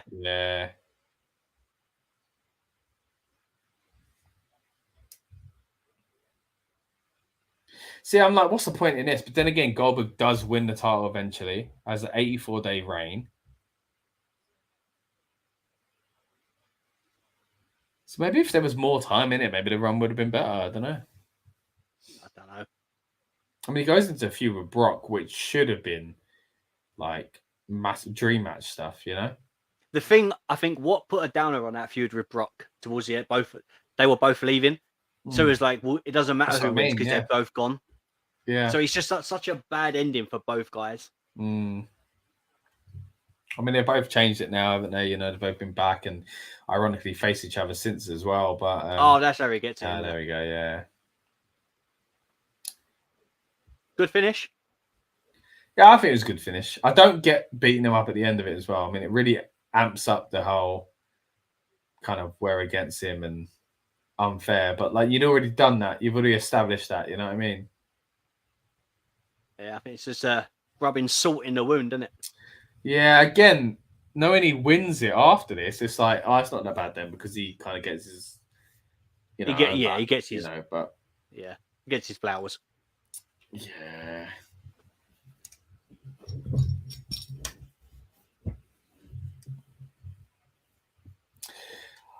A lot of blood to end the match. Of course, we saw a lot of blood earlier on with Zach Gowen as well in that promo package. How much they were using at the time. Triple H bleeding as well. Jericho bled in this match as well. But there we go. That is the end of SummerSlam 2003. Before we get out of here, of course, we'll just give a little bit of a rundown and a show review, really, and kind of a recap of what we've seen. But yeah, good show overall, man. I actually really enjoyed that. It was it weren't as good as 2002. You know, that's what we've been saying throughout the stream. You know, is it just simply that 2002 was so good that 2003 gets lost in the shuffle? Yeah. Some ways I would say that is the case, but it also just it weren't anything like too special. But like it was a good show. Yeah, like I enjoyed it. Like for what it was, it reminded me of the stuff that I would have forgot about if we didn't go over it. You know, like little things. The match with like Tajiri and Rhyno, Benoi, and Guerrero. Yeah. Great match. Probably my favorite match of the night. That was really fun. Yeah. You know, seeing A-Train. Obviously, there's no Albert. Then there's A-Train. Yeah. And what was going on there? It was Taker being the badass, but at the same time being the baby face. Yeah. So it was strange. There was stuff that I would not have remembered if I hadn't gone back and watched it. Yeah, like you say, I mean, I remember the fact that A-Train was in that feud, but that was a WrestleMania thing to me. I didn't know it went after that. Yeah. It was very much a kind of like, even though there were 5 pay-per-views in between and a split roster, it was like, well, maybe that kind of made it more so because they wouldn't see each other as much. But there'd be kind of a lot of slots to fill on these pay-per-views or whatever it may be. But the fact we were still going through WrestleMania kind of rematches felt weird to me at SummerSlam. Feels like the WWE Revenge Tour that we get when it comes to the UK. Do you know what I mean? Like the WrestleMania Revenge Tours. But you know, because of that, like we didn't remember Kurt versus Brock, and we didn't remember A-Train versus Undertaker. Like I thought that all would have been done by now. Like obviously, not all feuds end at WrestleMania; they do continue. Sometimes it does go into SummerSlam, but I was shocked by that. But decent matches, the ones we mentioned there. Kane and Rob Van Dam, I forgot how kind of, and it weren't a bad match. It's just like, I just find it strange that I'm guessing that was the end of that feud because I don't remember anything to do with them. No. You know, against I think so Kane then moves on to Shane McMahon, right? Yeah, so RVD does what? Did he make a team with Booker T? I couldn't tell you. I can't remember. I'm sure that happens at some point, but I mean, do you know what? So much blurs for me is that I remember this, like that moment, and then for some reason, the next moment I can think of RVD was the one night only with John Cena. One night stand, yeah. Yeah, one night stand, yeah. Like that's the next thing I remember. Like I can't remember anything between that. Right. I mean, maybe that was when the Money in the Bank was after that. No, before that. So maybe he was in a couple of those matches, but I don't remember much. Yeah, it's a real shame because RVD was so kind of integral to the turn of Kane. To be kind of left by the wayside is a bit of a shame. But again, I'd love to kind of dive into the Kane kind of story in the future as well. So let us know if you'd like to see us do that. But yeah, I think match of the night, I'd agree with you, man. I think the US title match, which that feels good to say, man. Like we haven't had many pay-per-views, I feel like where we've said something like that, especially in the recent kind of era where we've said the US title match, man, that was match of the night. It was really good. The four of them worked very well together, even though you did have these contrasting styles with Rhyno and Tajiri as well. But as you say, 4 ECW alumni as well. So, yeah, really enjoyed that match. As we said earlier on, Kurt and Brock coming straight after that was an interesting choice. But they still had a good match as well. Some interesting kind of things that led to the finish, of course, then the Vince McMahon involvement as well. The Dudleys, La Résistance, one of those, as we say a lot on this channel, is what it is, did what it needs to do. Open the show, didn't it? Open the show. There we go. What else? Are we missing anything else? Sable being with A-Train, confusing. Yeah, because I'm trying to think at what point. So Taker and Steph. So Steph comes out. Oh yeah, so Stephanie returns. Yeah. So is there a matched? Is there a mixed match tag match with Taker? Taker and that. Maybe. I can't remember, but it feels like that's the way that would have gone. Yeah. But then again, Taker's very much on his own. He's like, well, I've got it here. You might as well have a type thing, So that's what that kind of felt like. Also, we did have Shane McMahon beating Eric Bischoff in a bit of a strange. Yeah, that wasn't a segment. Went on too long, but good stuff about it. Ended quite well. Don't get me wrong. Weirdly enough, I'm looking here as well on the pre-show. It was Rey Mysterio defeating Shannon Moore, retaining the championship. You just think a year on. I know as wrestling fans, often we can go, oh my gosh, what does this mean? If you looked at that on paper, you go, man, a year on, yeah, he's got the Cruiserweight title, but already he's on the pre-show. Ain't going well for Ray, which is not the case. Obviously, we know, as we said earlier on, celebrating 20 years recently in the WWE. And as I mentioned as well, a fantastic video by Rob on this channel talking about why he is deserving of his Hall of Fame spot that, of course, he picked up earlier on this year as well. So if you haven't, give that a little watch as well. But yeah, interesting to kind of, again, as wrestling fans, we jump on things and sometimes we try to give benefit of doubt when we shouldn't have. Sometimes we don't give a benefit of doubt when we should have. But I think it is funny. If I saw that today and a guy that kind of had his big pay-per-view debut, one of the best matches of all time at SummerSlam, Kurt Angle versus Ray, as we mentioned earlier on, we did cover it in last year's watch along as well. So go back and check it out again if you haven't already. Goes from that to not being on the show. Yeah. Looking at that as an outsider, without knowing what happens with the rest of Ray's WWE career, that's a worrying sign to me. But clearly, it was nothing to worry about, man. It worked out well. Yeah, it was like, was Ray a part of the SmackDown 6? So it was like Benoit, Eddie, Cena, Kurt, Edge. I think maybe Mysterio and Edge. Yeah. I feel like that may have been a SmackDown 6. It feels like that's the way it went. But annoyingly, I remember Ray winning the Cruiserweight title. I remember having a thing with Jamie Noble. And the whole Nydia thing, I think, was it to do with she gets misted or something like that, and then or she gets blinded and Ray gets blamed for it, something along them lines, vaguely. Yeah. But it's weird. I kind of remember Ray having a Cruiserweight, and then I remember everything, that small stuff that he does from 2005 onwards. With winning the big gold belt and David of Goliath against Big Show and things like that. But yeah, and I mean, I'd done the video on it, and even then, I'm thinking it didn't do much from. Do you know what I mean? There was so much going on that I think even though he would have had a Cruiserweight match. What did he do in 2004? That's what I'm saying. Like, but saying that, the Cruiserweight title itself, I remember in that period, 2002, 3, and 4, I really enjoyed most pay-per-views opened with like a Cruiserweight match and stuff like that, and I really enjoyed them. Sometimes they were battle royals, they were like freeways, one-on-ones, and I really enjoyed the Cruiserweight title in this period. So it's a shame we didn't see it on this show, but we did see a decent show overall. 7 matches, as we mentioned, and pretty good ones for the most part. I think the only one that felt a bit like a Raw match was probably the opener.